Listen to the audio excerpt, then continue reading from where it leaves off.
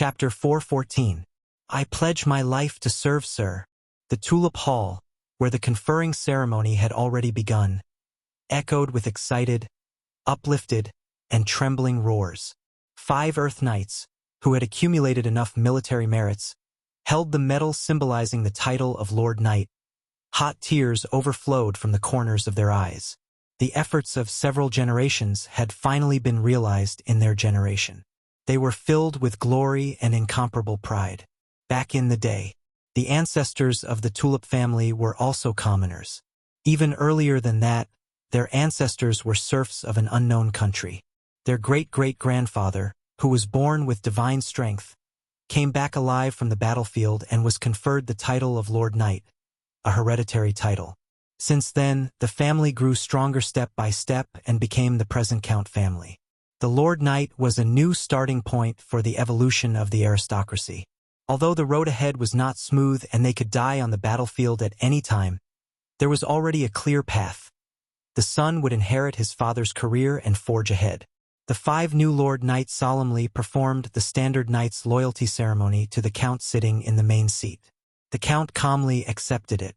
Soon, the conferring ceremony quickly entered the real climax.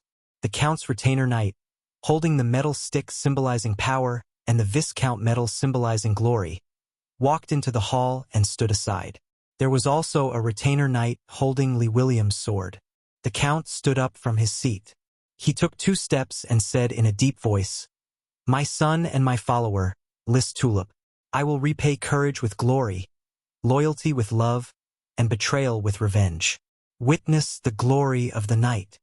List took a step forward and, in accordance with the established procedure, knelt on the ground, straightened his body, and calmly gazed at the Count, neither happy nor sad.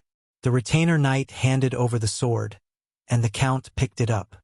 Placing the blade of the long sword on List's left shoulder, he solemnly said, "In view of your performance on the battlefield, your courageous charge, your fearlessness of life and death, your glorious glory, bringing Coral Island a lot of military merits." The blade was raised and moved to his right shoulder. "Now, as the Earl of Coral Island, I grant you the title of Viscount, Lord of Black Horse Island, in charge of all the power of Black Horse Island, and to provide for a knight to drive. For me." He handed the sword to the retainer knight, picked up the metal stick that symbolized power, and solemnly handed it over to List. List took the cane with both hands and slammed it on the ground. Clang. When the metal came into contact with the floor, it made a dull sound. Using the stick to support his body to stand up, he bowed and performed the knight's loyalty ceremony. "I will take charge of Black Horse Island, provide for the knight, and drive for my lord." William Lee nodded and picked up another medallion in the shape of a shield. About the size of a baby's palm, it was a bronze medallion with a light brass color. The front was engraved with patterns that symbolized a Viscount. Upon closer inspection, it looked like a tulip. The back was engraved with the words, "Black Horse Island," in serpentines. The workmanship was not exquisite and looked very rough. But this was a noble proof of aristocratic status.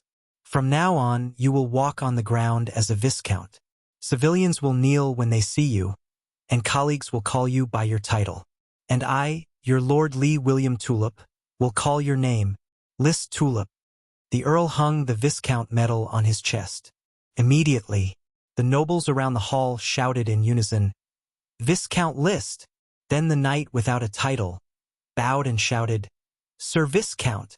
List turned around with a Viscount medal hanging on his neck and a metal cane. Looking around, he was in high spirits and determined that he had become the 4th Viscount on Coral Island and the 3rd Viscount of a fief. At this point, the short but exciting process of the conferring ceremony was over, and the glory had been obtained. Next was the celebration banquet. "List, I am proud of you." The Earl walked in front of him and raised his glass. "I hope that in the future, you will manage Black Horse Island well, gain more glory, and make the Tulip family famous because of your name. Father, I will always urge myself, work tirelessly, and continue to win glory." Levis also came with a glass of wine. "I hope that we brothers will continue to fight side by side and fight for the glory of the Tulip family." "Of course," Then his advisor, Gort, came happily and raised his glass.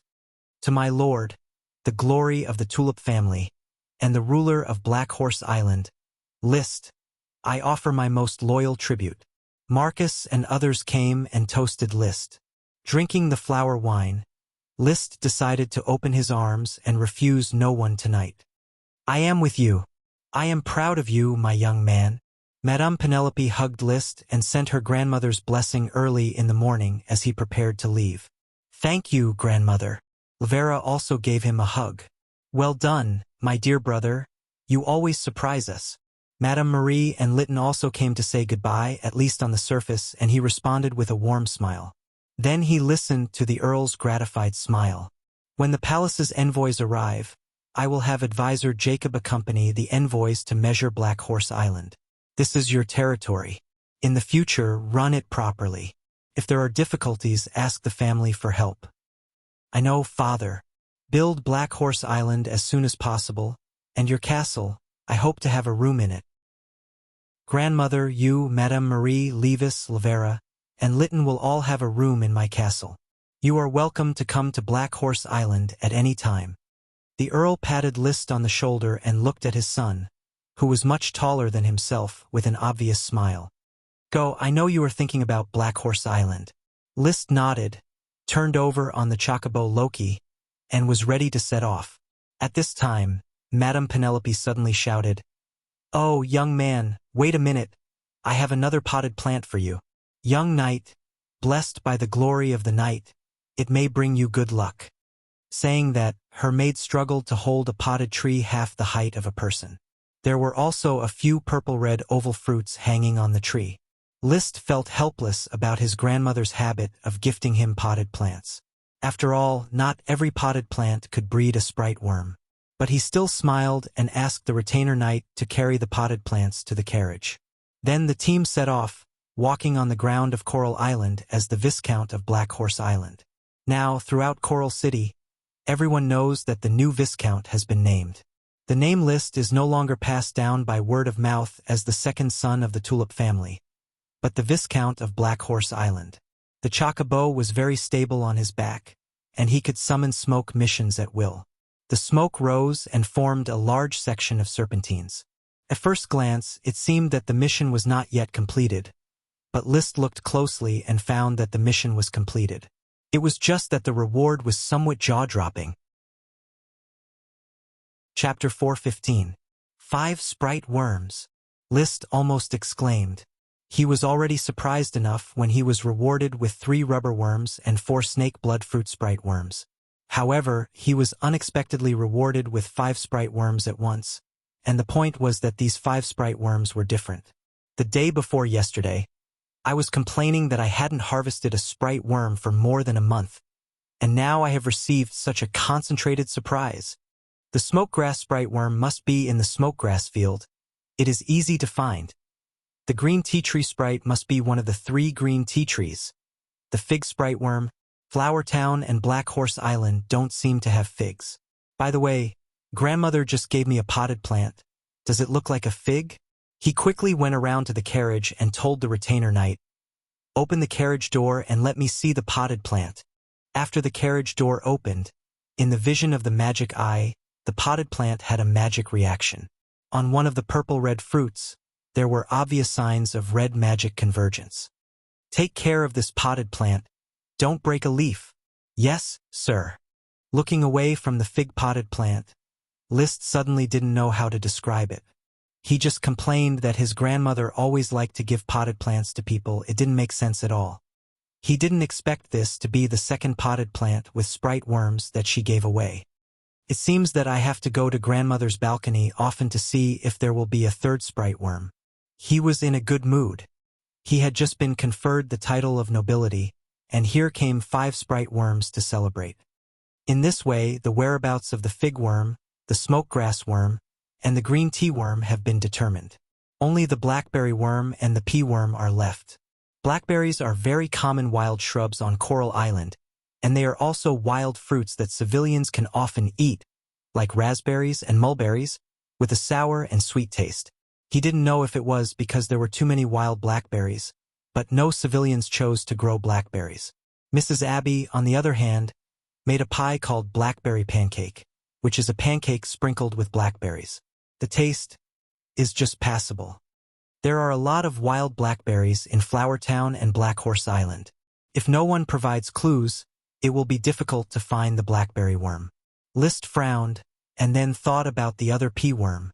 Peas were a common food for civilians. Every commoner would plant peas in their yard. The ripe peas could be ground into flour and mixed with wheat flour to make grain black bread, which was the staple food of the commoners. Tender peas could be used as a vegetable to accompany bread. List liked eating peas, especially the fried green peas. It was like the American peas he used to eat before he crossed over. Tasted great. Almost every commoner's family grows peas, but there are no large-scale pea fields. I wonder whose family this pea worm will be born in. I hope this family is smart enough to discover the abnormality of the pea worm stalk and report it to the administrative office. Don't damage my pea worm stalk. The fief's policy was that there would be high rewards for the discovery of potions, sprite worms, research of new technologies, and so on. Encourage the townsfolk to explore the new world. However, there weren't many who could actually receive this reward. Still, this reward was enthusiastically supported by the town's residents. Everyone hoped that they could be the lucky one. Therefore, List was not worried about his sprite worm. After all, what was to come would come. He enjoyed the scenery along the way, feeling that today's scenery was exceptionally beautiful. Perhaps only Meng Jiao's poem could describe his current mood, flushed with success, seeing all the flowers of Chong, and in a day. He couldn't help but reach out to touch the Viscount medal hanging on his chest, and then took it off. The moment of high profile had already passed. Next, it should be more stable. There was no need to continue wearing the Viscount medal, a superfluous ornament. Made of brass. I wonder how many copper coins can be forged from it. List thought. The medals of different titles were made of different materials. When the king conferred the title of duke, it was said that the medal was made of the magic metal fine gold. The medal of marquis was made of gold, the medal of count was made of silver, the medal of viscount was made of brass, and the medal of baron was made of steel. As for the medal of chevalier knight, it was made of wrought iron. This medal was only used once during the conferring ceremony, or when participating in high-class banquets. It was rarely taken out, nor was it used as a token to prove one's identity. In List's castle, there was also a medal of the Flower Town's baron, made of steel, which he had never worn. He handed the medal to the retainer knight for safekeeping. List continued to look at the smoke mission. A new mission had been issued. Mission. As the new Viscount Lord, with an independent island as a fief, the next step is naturally to build a castle worthy of your identity. Please choose a suitable location to build the castle. Reward: high-grade Chi secret manual. At first, when he saw the mission reward, his eyes suddenly blazed, feeling that he had been shrouded in the glory of a knight. But after calming down and thinking about it, he couldn't help but laugh. He understood where the mission reward came from. During the Battle of Iron Hoof Island, when plundering the spoils of war, he had found the high-grade Chi secret manual, 15-kilogram Thunder Sky Shock Flash in Fragrant Celery Castle. Therefore, he asked the Count to use this secret manual to trade for a high-grade Chi secret manual suitable for fire-attributed Chi. The Count naturally would not refuse his son's request. Moreover, the family did not have a thunder-attributed knight. Although I know that the reward for the smoke mission will not be fabricated out of thin air, but this kind of reward, which clearly can be achieved without the smoke mission, is really a bit embarrassing. Like the birth of a sprite worm, he really needed the smoke mission's hint and the thread of fate. Under the current circumstances, there was no need for the smoke mission to interfere. However, the smoke mission had already interfered, leaving List quite helpless. He now had two choices. One was to wait for the high-grade Chi secret manual to arrive, then he could change the mission and issue a new one. The other was to complete the mission. It just wants me to choose a suitable location to build the castle, not to build the castle now. Therefore, the mission is not difficult. Since it was not difficult, he would naturally choose to complete it as a double insurance. ensuring that he had a high-grade chi secret manual suitable for his use. Because he had gradually felt that his potions were progressing smoothly and his strength was improving rapidly, far surpassing that of his elder brother, Levis. He compared the total amount of chi between him and Levis and found that the chi within his body had clearly surpassed that of Levis. Levis had been using potions for a few years, while List had been using potions for less than a year. After 1 year, I have already surpassed Levis. Perhaps in another year or two, I will really be able to promote to a Sky Knight before the age of 20. Scientific potions are really effective. Moreover, I have dragon milk to increase nutrition, green tea to digest food, World of Warcraft meat every day, and I still haven't finished eating the 6-headed king sea serpent meat. It could be said that by relying on his own gains, his potion methods were not inferior to those of greater aristocrats. Right, I also have Black Nightshade, a type of supplementary potion. I wonder if it will improve my potions. While thinking. Chapter 4:16. After returning to the flower town, List busied himself. First, he placed the fig worm stalk in the castle's garden and instructed the servants to fertilize and water it. Then, at the luncheon, he summoned all of the town's officials and announced a general survey. Check all the crops in the fief. No sprite worms have been bred for more than a month. There may be some that have been overlooked. The general survey was just a cover to conceal his knowledge of the sprite worm's existence in advance. In the afternoon, he joined the general survey and patrolled the flower town. Of course, he was selective in his patrolling. Soon, he patrolled the smoke grass field, released magic eyes, and began to look for the worm stalk. Not long after, he easily saw the worm stalk in a corner of the farmland. To be precise, he also saw the sprite worm. The worm stalk was not very conspicuous, but its branches and leaves were exuberant, with a chubby gray sprite worm crawling on it. It has actually been bred. It seems that it happened during the time I was away. Perhaps the farmland was fertilized too much, greatly increasing the probability of the flower town sprite worm breeding. Normally, a small town could produce a sprite worm in a year, which was already a good harvest. Because of the smoke mission, the flower town greatly increased the survival rate of sprite worms, making them almost impossible to miscarry. As for why a plant could breed a sprite worm, there was not yet enough data to analyze and make a judgment. It might be related to nutrition. However, the most nutritious plants might not necessarily breed sprite worms, while malnourished plants might also breed sprite worms. My 4 snake blood fruit worms were bred from the blood of a snake-type sea monster, which is probably a clue.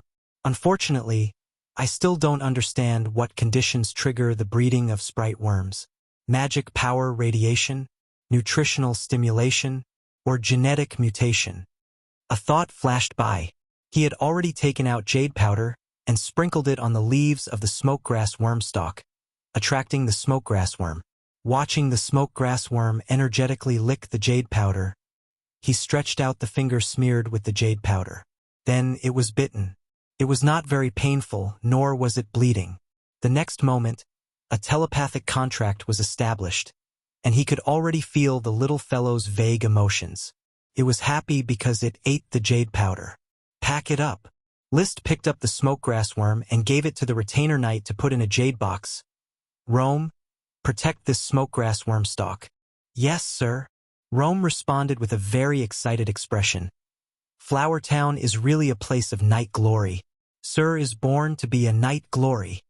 List had heard so much about the topic of the night's glory that his ears were going to get calluses. However, he felt every time he listened, he didn't get bored. He contracted the smoke grass worm.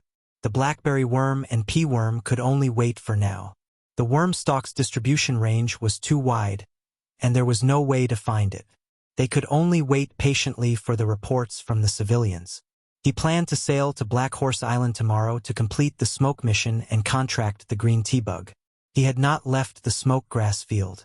Hearing that he had contracted a new sprite worm, Gort quickly rushed over and flattered him. List did not lose himself in the flattery.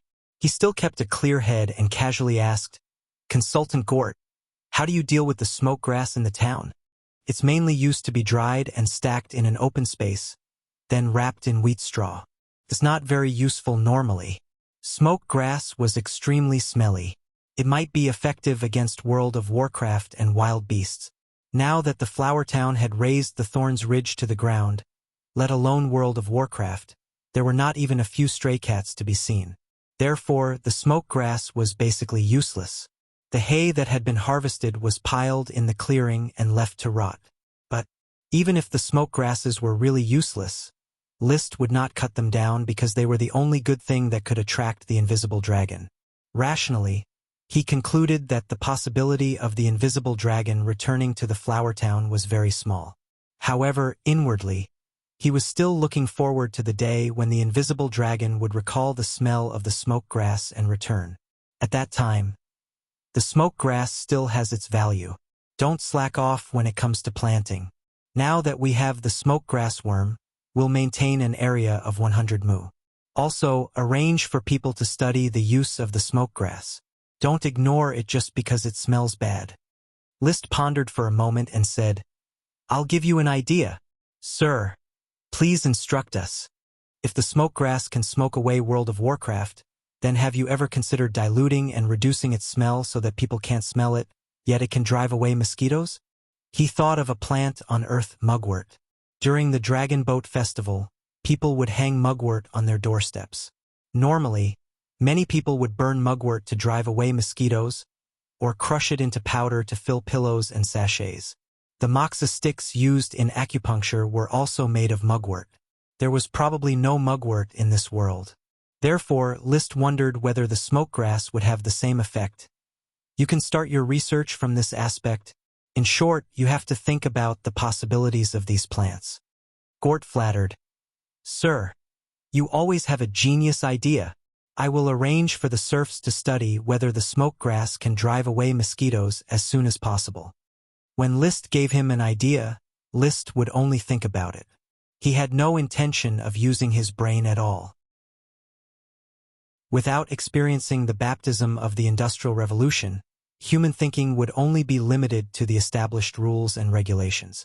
List felt very helpless about this. Fiery Dragon was about to give birth. One-Eyed Barton, who already had a lame leg, was very worried. He went to the stable on crutches from his sickbed and personally took charge of Fierydragon's delivery. List patrolled Flower Town. In the evening, he came to visit his old partner. Fiery Dragon was his birthday gift, his night's dream, and his entanglement of father-son feelings. The transmigrator List also liked this docile filly very much. However, ever since he tamed Black Dragon, Fierydragon's appearances became less and less, and it gradually became a breeding tool. Stroking its fiery red mane, List couldn't help but whisper, After you give birth, I will ride you and gallop again. Fiery Dragon seemed to understand his words. It gently rubbed its head against List's arm and made a slight sound. Humph! List and Fiery Dragon were intimate for a moment. List looked at One-Eyed Barton, who was on crutches. Barton, how is your leg injury? Thank you for your concern, Master. Barton's leg is lame, but his body has recovered. I hope Master does not mind. Barton can continue to raise horses and drive for Master. Of course, you can continue to raise horses for me. After a while, I will build a castle on Black Horse Island. At that time, you will have more horses to raise. It may be very hard. I am not afraid of hard work. Please rest assured, Master. Barton will definitely keep the castle's horses strong and healthy. One-Eyed Barton said excitedly. To him, being able to work in the castle was the best outcome. Everyone envies the work in the castle, of course. It would be better if the group of blizzard beasts could stay away. Barton felt a faint pain in his calf when he thought of those crazy big dogs. It was as if a crazy blizzard beast had released a rock spike and pierced it. Take good care of your injuries and leave the hard work to the 5 men who have learned to raise horses. Whether it is for compensation or Barton's talent in raising horses, List will continue to hire One-Eyed Barton. Chapter 417. After handing over the production of Fire Dragon to One-Eyed Barton, List returned to the castle.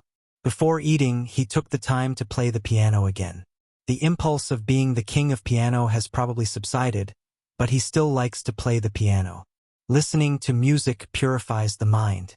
At the dinner party, his followers got drunk to celebrate his success in being knighted on Black Horse Island. I wish I could be so carefree. List envied these people. They could eat and drink without thinking about the future. He was still a little depressed in his heart because before the start of the dinner, Blair, the financial officer, reported to him, "My lord, you asked for 4,260 gold coins to be raised. With the financial resources of Flower Town and Black Horse Island, the current commercial funds and taxes have all been transferred, and only 1,350 gold coins have been raised.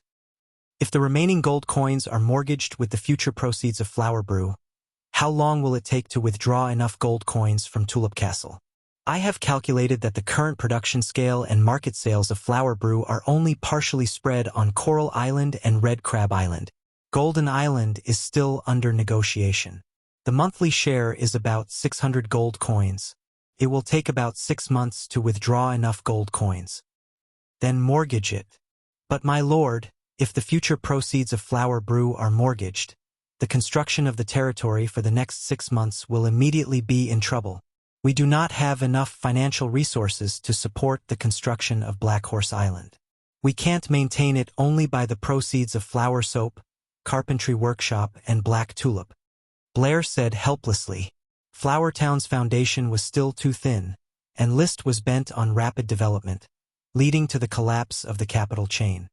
"Don't worry, first mortgage the proceeds of Flower Brew. I will find a way to get the missing gold coins." List comforted him, but his heart was bleeding. He knew that he would have to sell his family property again. So, his followers drank heartily, but he couldn't get involved. He didn't want to get involved, he didn't like drinking. Holding the iced juice and sipping it, his mind was thinking about how to make money.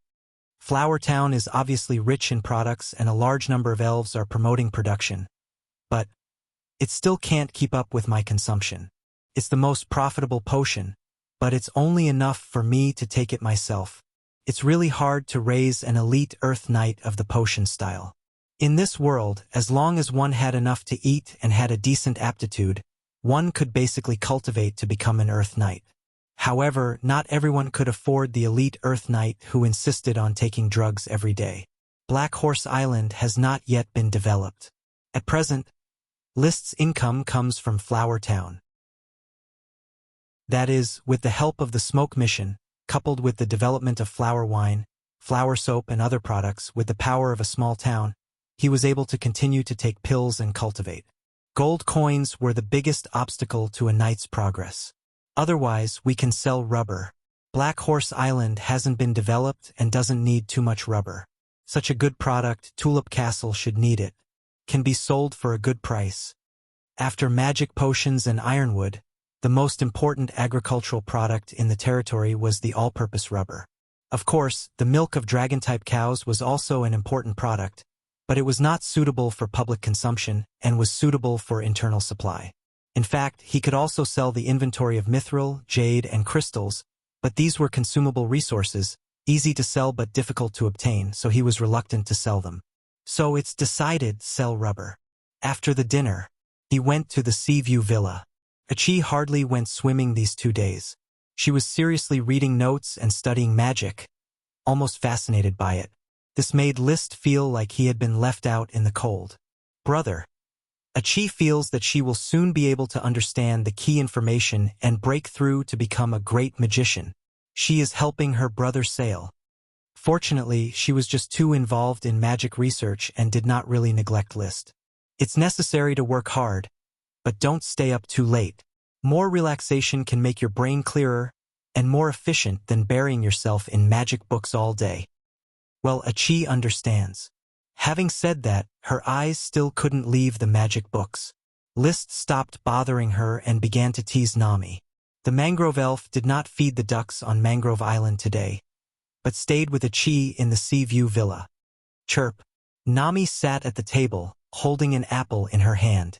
The apple was given to her by List, and she liked apples very much. "Nami, do you like mangroves?" "Chirp, chirp." Nami took another bite of the apple, and then blinked her big eyes at List, not knowing if she understood List's words. According to the living habits of mangroves, I plan to plant mangroves in Flower Town and the seaside of Black Horse Island to create habitats for green caterpillars and mallard ducks. He was talking to Nami, but he was actually thinking about it himself. Green caterpillars cannot be raised in ordinary forests. Mallard ducks may be raised in cages, but if you want to raise them well, you can't do without the green caterpillars. The green caterpillars on Mangrove Island alone certainly cannot support the large-scale breeding of mallard ducks. Chirp. Nami glanced at List and looked down at the big apple she was holding. Then, she reluctantly handed the big apple to List. Chirp. Haha, I don't want to eat it, you eat it. List pushed the apple back and touched the little green leaves and red flowers on Nami's head. The emerald green Nami looked particularly pleasant. Originally, in addition to her beauty, her biggest role was that the mangrove tree could produce a kind of fruit with a light sweet and sour taste. It was not very delicious, and he didn't know what it was used for. However, with the establishment of the food chain relationship between green caterpillars and mallard ducks, the use of mangroves began to emerge. Mangroves were inseparable from Nami's mangrove cordyceps, not to mention that Nami could also raise ducklings. After playing for a while, List left the Seaview Villa. Early the next morning, List took the flowers to Black Horse Island. Now the flowers basically traveled between Black Horse Island and Flower Town every day. Captain Costo not only transported cargo but also trained his crew by sailing. When Black Horse Island entered a stage of rapid development, List must form a fleet to serve his territory. Teacher Marcus, Isaiah, what do you think of this land for building a castle? I want to build a waterfront castle, half immersed in the water and the other half standing on the shore. Standing on the rocky shore east of the port town, List asked his followers for their opinions. The castle is closely related to the city. Sir, have you decided to build the port town into a port city? Black Horse Island is too small. A port city is very necessary. The island is suitable for building a port. In addition to the current Black Horse port, there is only one seaport in the northwest. List said, in terms of route and distance, the port town is the most suitable place to build a city. Then I have no problem with the castle being built in its current location. But sir, we may be able to build the castle completely on the shore to avoid being attacked by sea creatures. Chapter 418. List intended to build a modern castle. With rubber and ironwood, many plans could be realized. Of course, there was no money to build a castle, so he had to live for a few days without money. However, this did not prevent him from planning the castle's building location, floor area, and high-level requirements. The attached castle was probably the tallest building in a city. The Flower Town's small nameless castle was only 2 stories high. Generally, nameless castles were 2 or 3 stories high. Most of the castles with names had 4 stories. Many viscounts and earls would build 4-story castles. Outside the 4-story main body, there might be taller steeples used for vigilance and defense. Tulip Castle was a 4-story castle, but it was built according to the mountainside, looking particularly majestic. Greater aristocrats generally chose steep mountainside locations to build their castles, which were easy to defend and difficult to attack. The most magnificent castle List had ever seen was Longtaro Castle. The 5-story castle looked like it was integrated with the mountain range, a miracle built of rock. From now on, this rocky beach will be the location of the castle. To the east and north, the castle's attached buildings will be built one after another. To the south, a stone road will be built to connect the port city. As for the port city, I hope that its scale will be between that of a large city and a small city. Incidentally, List also outlined his idea for the new city. Normally, a lord city would develop spontaneously, slowly accumulating population and slowly expanding in scale. Therefore, the city appeared chaotic and unhygienic, with sewage, feces, and urine flowing everywhere. List did not want his city to become a city of feces and urine. Sewers, toilets, and septic tanks were essential facilities for him to build a new city and a new town. The separation of the commercial district, workshop district, and residential district was also the urban planning that he advocated. Such a city could be called the light of civilization. At night, List summoned the smoke mission. Now that the location of the new castle has been determined, this is the place. The threads of fate were pulled, and the smoke turned into snake-like trajectories, twisting together to form a section of serpentines. Mission completed. Reward: high-level Qi secret manual, red sun, rising fire.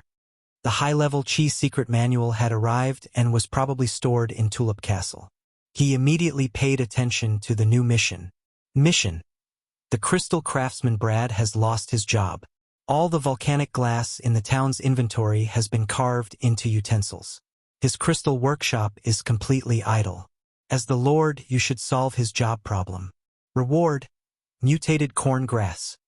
Mutated corn grass? The corn grass was currently being cultivated as a pasture.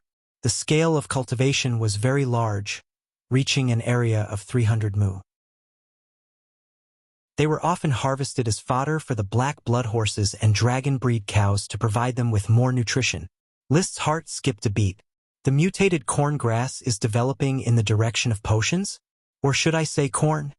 Corn grass is not corn.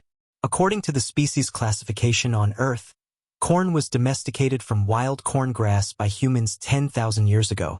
It was only until today that it became a cereal corn that produced large cobs. This meant that corn grass and corn cobs were somewhat related. In this magical world, it was not impossible for corn grass to mutate into corn. Compared to the pasture attribute corn grass, the grain attribute corn on the cob was the real divine weapon. I remember that corn is not only high-yielding, but it is also the easiest to grow compared to other grains. List remembered watching some short videos about Africa. Africans loved to grow corn the most because they could plant it directly in the field. There was no need to weed or fertilize it. When it matured, they would wait for the weeds to wither. They find that corn can also produce corn cobs. Corn can be processed into cornmeal to make their staple sema, similar to corn paste, which can be eaten by hand. It would be great if it really mutated into corn. Black Horse Island is huge and I don't have enough serfs to farm it. But corn, as long as it is planted, I don't care. When harvest time comes, the yield may not be high, but it is better than planting other crops. It will be invaded by grass and there will be no harvest. This was a beautiful expectation. In order to get the possibility of corn cobs, List decided to seriously solve Brad's job. Brad was a crystal craftsman who carved crystal objects for a living. He had a good income in Coral City and belonged to the wealthy class of civilians. However, because of the confidentiality of the telescope, he was sent to Flower Town by the Count and became a subject of List, settling in Flower Town. Now the telescope did not need to be made, and volcanic glassware did not need to be made. He had nothing to do all day. I originally planned to let Brad make glass in the future, but now it seems that glass can't be studied for a while. Even if it is studied, glass seems to be very brittle and difficult to carve. It seems that glass is blown out. List remembered seeing glass making. The red-hot glass is blown, expanded, and then artificially shaped to get glass products, such as wine glasses, teacups, jars, etc. In addition, there seems to be a flat pressing method to press the glass solution into flat glass, which is used on the window glass. Unfortunately, these two production methods and the produced items seem to have nothing to do with Brad's profession. He can't always change his exquisite carving skills to work with high-temperature glass solutions. As for the finished glass, there is no need for further engraving. Let him learn other carving arts?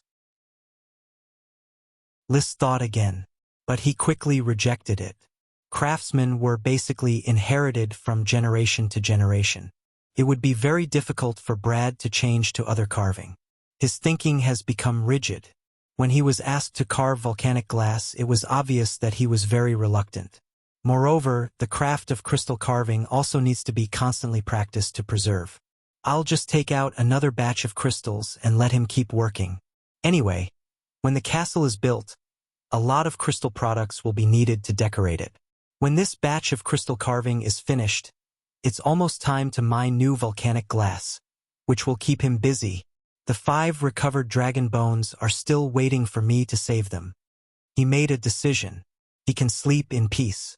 Early the next morning, riding the chocobo Loki, He went to the meadow and changed to the king of black blood horses, Lightning.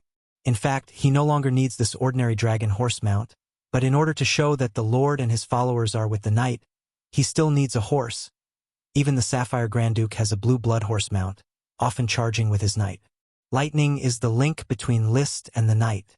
Go! With the retainer knight, List went straight to the 3 green tea trees on the northern hillside of the Icegrass Hill. The green tea was still being picked, and it grew very well in this season. The tea leaves fried could satisfy List's drinking needs alone. Casting magic eyes, it was easy to see that the largest green tea tree in the middle had already given birth to a sprite worm. Carl, this green tea tree has already given birth to a sprite worm. Protect it, and notify me immediately once the sprite worm is born. Knight's Glory Favors. Chapter 419. Since returning from Black Horse Island, there have been many happy events.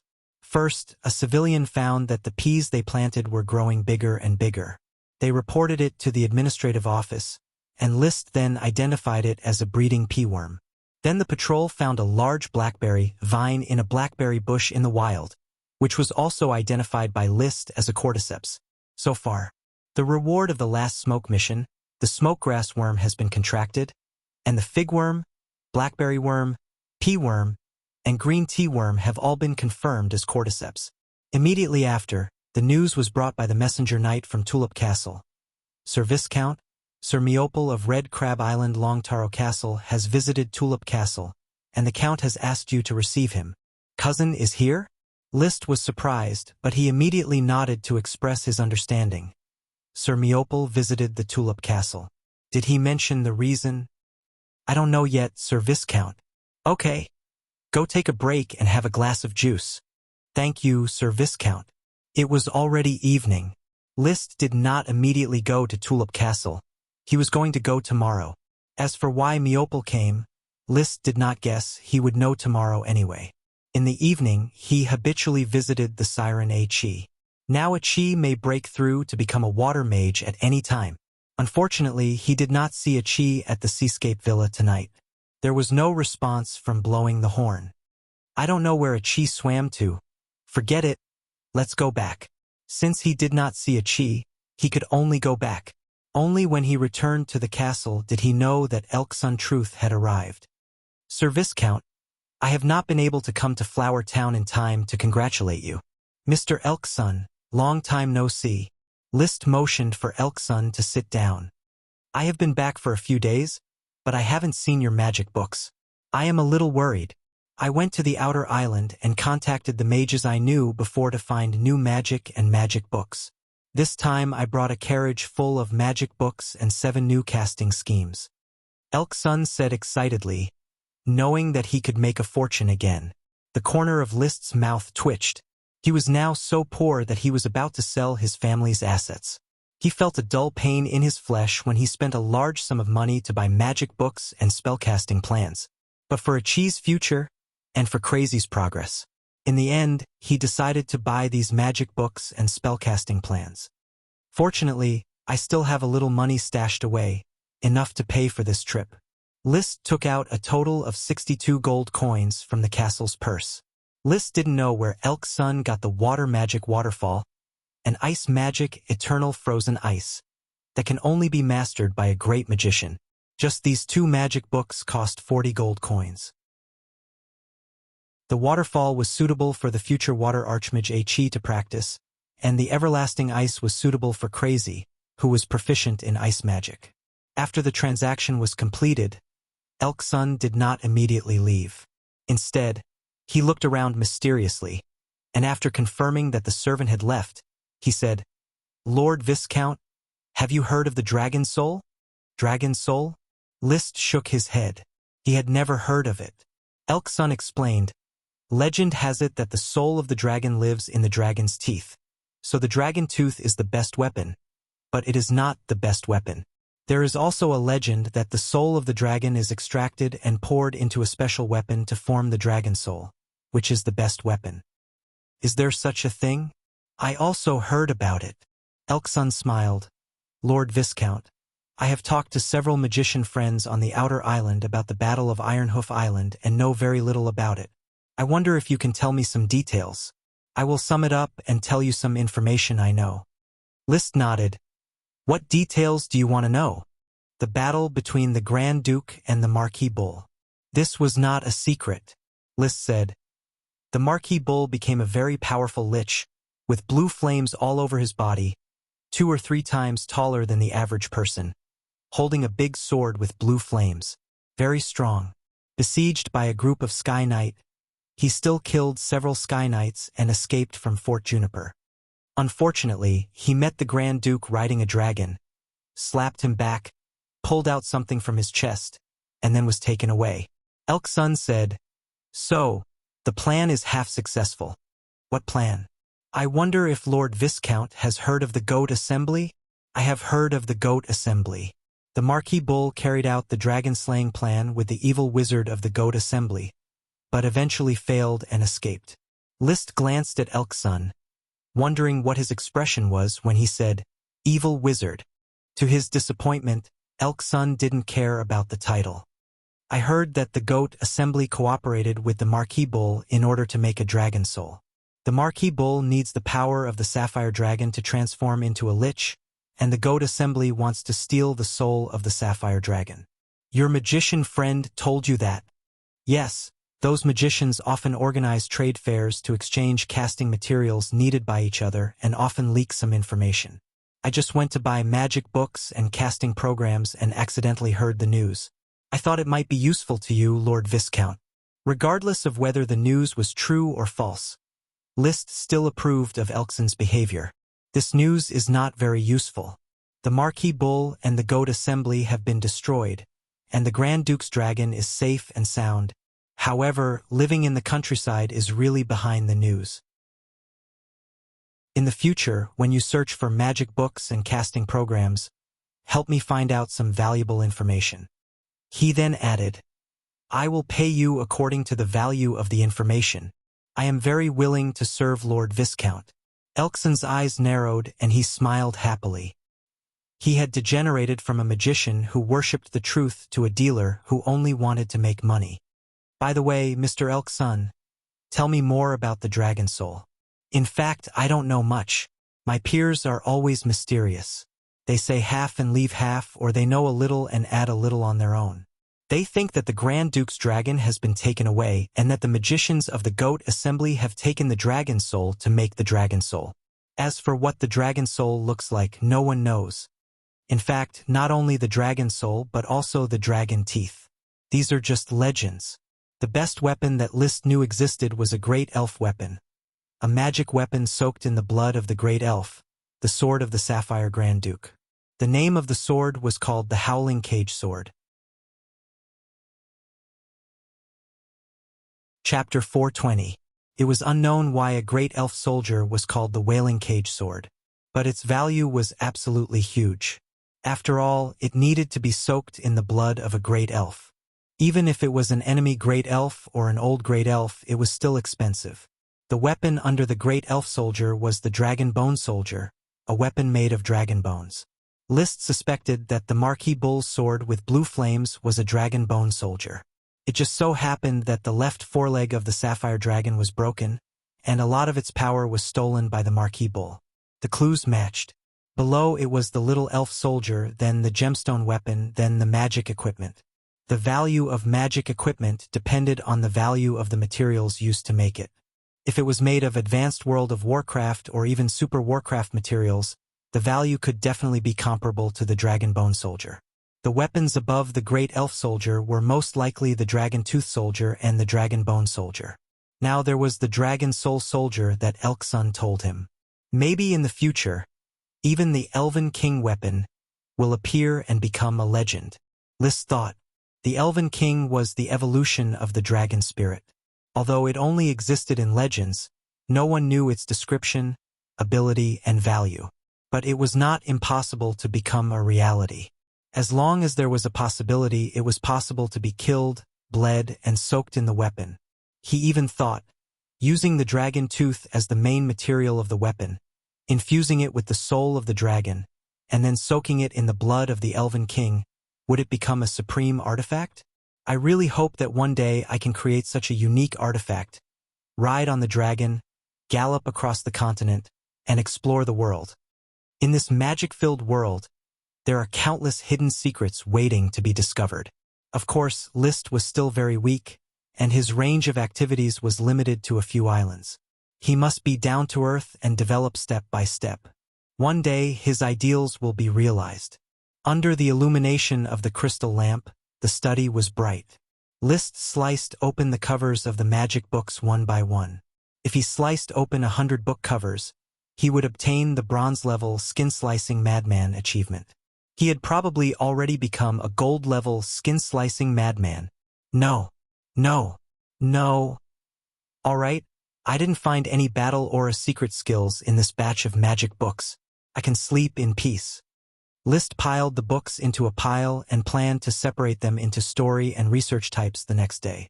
He would keep the story type and give the research type to Chris and Achi. I just don't know how they will feel when they see the torn cover. He left the study. After asking the servants to prepare the bath water, he took a simple bath and returned to his bedroom to sleep. However, just as he was about to fall asleep, in the Black Pearl Lake several dozen li away, on the ring-shaped reef that was exposed when the tide ebbed, an enormous white shell slowly swam out from the water. Under the moonlight, the white shell slowly opened, and the figure of a young girl slowly stretched out. Using the seawater in the shell, she quickly floated on the surface of the sea. With his back facing the moon, he hovered silently in the air. A clear and melodious voice broke the silence of the Black Pearl Lake at night. Use meditation to communicate with mana, and use mana to build a bridge. The bridge will extend into a path, and the end of the path will be surrounded by countless runes. That is magic. The girl slowly raised her left hand. Her 5 fingers opened, and a faint blue light condensed at her fingertips, forming a bowl-sized shield-like wrinkles. The wrinkles slowly expanded outward in the form of water waves, forming a larger arc. The light blue light, together with the moonlight, illuminated the girl's face. It was the spirit of the sea, the siren, Achi. At this time, Achi's face was extremely devout. Her eyes were extraordinarily firm and serious, and there were signs of sweat oozing from her forehead. Let the mana boil in the body. Let the runes bind it into a magic array, and magic is born in the magic array. Achi will succeed. The siren gritted her teeth and tried to release magic. Brother is so looking forward to Achi becoming a water archmage. Achi must not let brother down. In the name of Achi Lloyd's truth, water magic, water wave shield. Come out. Crash. The sea around the shell trembled and splashed countless waves. With Achi's final clear shout, the arc-shaped water wave in front of her suddenly expanded, curved and extended to the left and right, and finally closed. It formed an egg-shaped ball of light, enveloping Achi in it. Ah! Achi exclaimed, and then she was overjoyed. Achi did it. The water wave shield that only a great magician can master. Hee.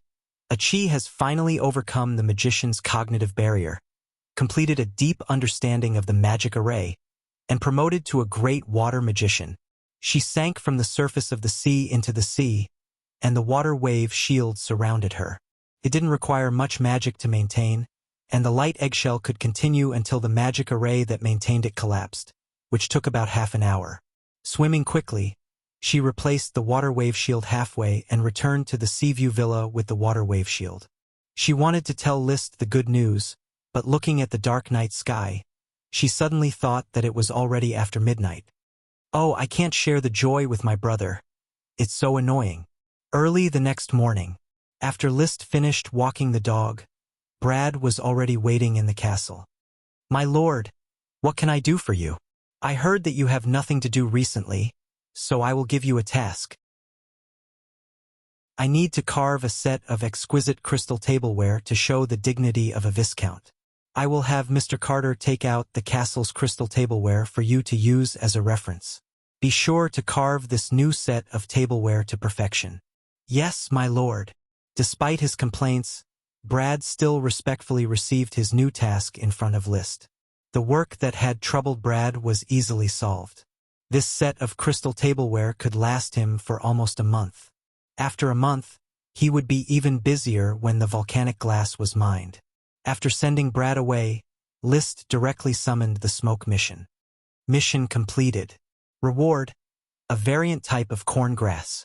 A variant type of corn grass? Has it really become a corn cob? List was pleasantly surprised. He immediately ordered a servant to inform the administrative official Isaiah to suspend the harvesting of the corn grass. After he went to Tulip Castle and received Meopal, he would personally find the corn cob and arrange for it to be cultivated. This would provide a new source of food for the territory. At this time, he looked at the next smoke mission. As a lord, you only need to manage your dignity. However, if you want to achieve leapfrog development, you have to work hard. Please carefully consider the position of the flower town and make a plan for the industrial transfer.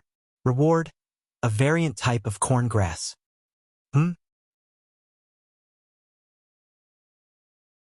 Chapter 421. It was not clear what the new variant of corn grass was. On the way, List was thinking about the transfer of Flower Town's industries. Even without the smoke mission prompt, he still had the idea of transferring the industries. In the future, he would definitely focus on the development of Black Horse Island. His positioning of Flower Town was clear. It was to serve as a trade transit station for Coral Island and a location for cooperative industries. Some industries with advanced intellectual property rights would be moved to Black Horse Island and placed on his own independent territory. List roughly figured it out. He arrived at Tulip Castle and soon met his cousin, Meopal Longtaro. After some communication, he learned the reason for Meopal's visit. He and the Grand Duke's youngest daughter, Angela Sapphire, had their wedding date set on August 17th, which was Angela's 19th birthday. Congratulations, cousin.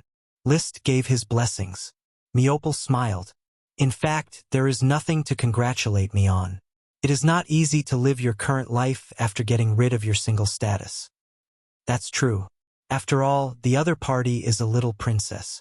Now that I am engaged, your brother Levis is engaged to Marquis Roderick's daughter. Only Lavera and you are left. You are now a viscount. It is time to plan for a viscountess. Meopal's matchmaker nature had not diminished. He was still worried when he arrived at Tulip Castle. I am not in a hurry. Time is on my side. List promptly interrupted. He really did not have the idea of getting married and having children. He would at least wait until he was 25 or 26 years old before thinking about it. That's right, you are now in the ascendant period of night glory. Your future is very bright. Do you know how grandfather evaluated you and your father this time? Oh, what did grandfather say? Grandfather said that uncle will be the new Marquis of the Grand Duchy. Meopal looked around and determined that no one was eavesdropping on their conversation. He said that Levis was barely able to defend his legacy. But you, as for you, might become the new glory of the Grand Duchy's younger generation, if your strength can increase faster. I was promoted to an Earth Knight after I reached adulthood. Although I am now an elite Earth Knight, does grandfather really think so highly of me? List was curious. His performance was extraordinary, but compared to a true genius, it was still very ordinary. After all, those geniuses were all Earth Knights before they reached adulthood. Meopal shrugged his shoulders. Grandfather said that he saw a powerful self-confidence in your eyes. It wasn't the kind of conceit a genius should have, but rather the calm self-confidence of someone who truly feels that they can rely on hard work to achieve success. But to be honest, I admit that your eyes are very bright, but not as bright as mine. Confidence and bright eyes don't seem to be the same thing. At this time, Levis walked over. Meopal, List, what are you two talking about? List laughed. Cousin and I are comparing whose eyes are brighter. This shows who is more confident. Well, if that's the case, then I'll definitely be ranked first. Levis made a matter-of-fact expression. List can be ranked second. As for Meopal, after marrying the little princess, he will probably live a gloomy life. Angela is not easy to get along with. I will not bring shame to the Taro family. Just wait and see. After Angela moves into the Longtaro castle, she can only be the mistress, while I will be the absolute master of the Longtaro castle in the future. Regarding this, Liszt was very skeptical. He did not like to maliciously speculate about other people's character, but Angela Sapphire's reputation was indeed very bad.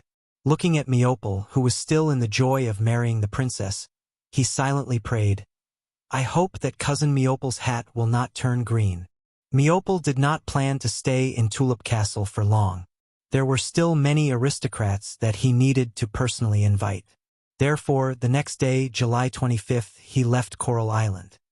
Angela is very sociable. She keeps in touch with many young ladies of greater aristocratic families. You can rest assured that I will keep an eye out for you and try to introduce you to a suitable aristocratic young lady to help you manage the castle. Before leaving, he did not forget to continue playing the role of a matchmaker. Thank you. Although Liszt said thank you, he was extremely speechless in his heart. Would he dare to marry an aristocratic young lady introduced by Angela?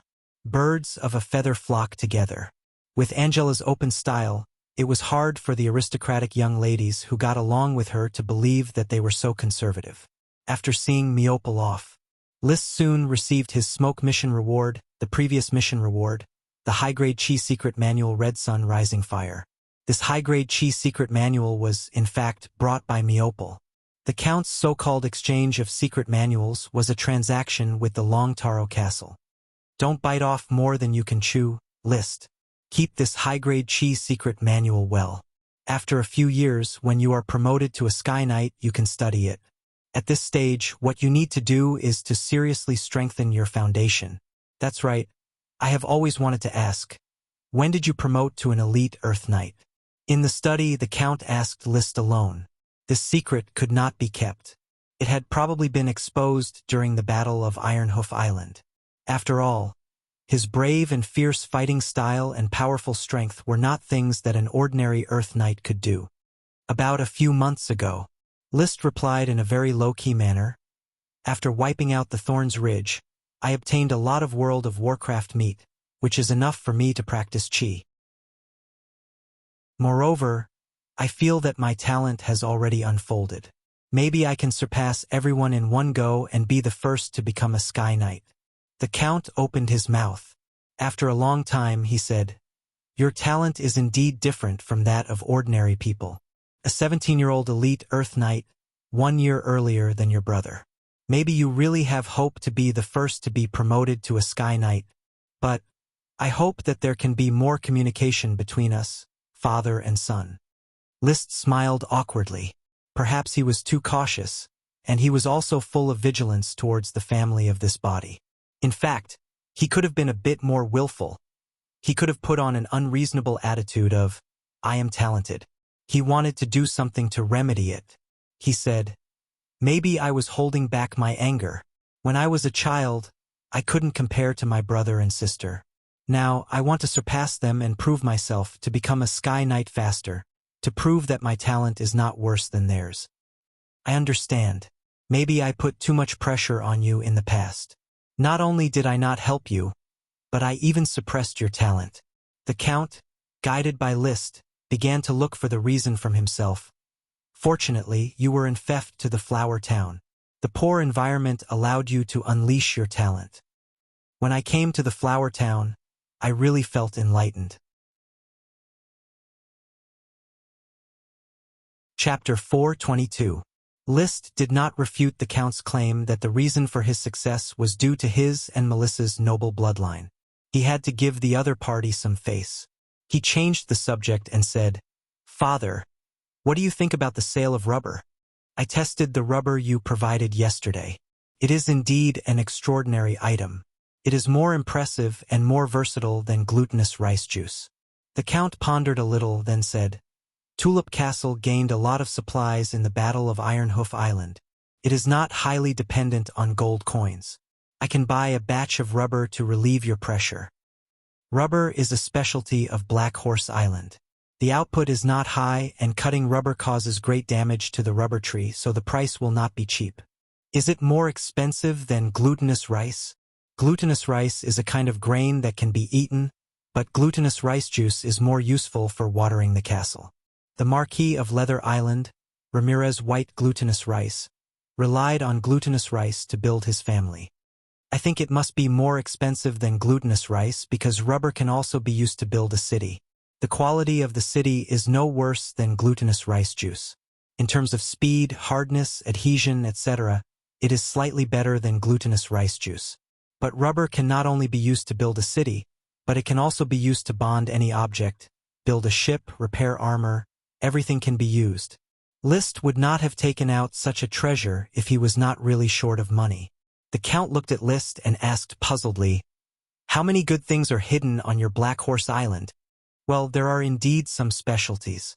Liszt responded faintly, "The most important thing is that the development work is done well.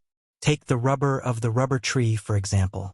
Most people may only think of it as the sap that flows out of the tree and will not explore its use." In fact, he was very proud because there were too many specialties in the territory. In terms of crops, rubber with limitless possibilities, thorns with ironwood quality, fragrant coconuts that could be drunk directly, green tea trees that had yet to be planted on a large scale, smoke grass that could attract invisible dragons, as well as corn grass that could become corn cobs.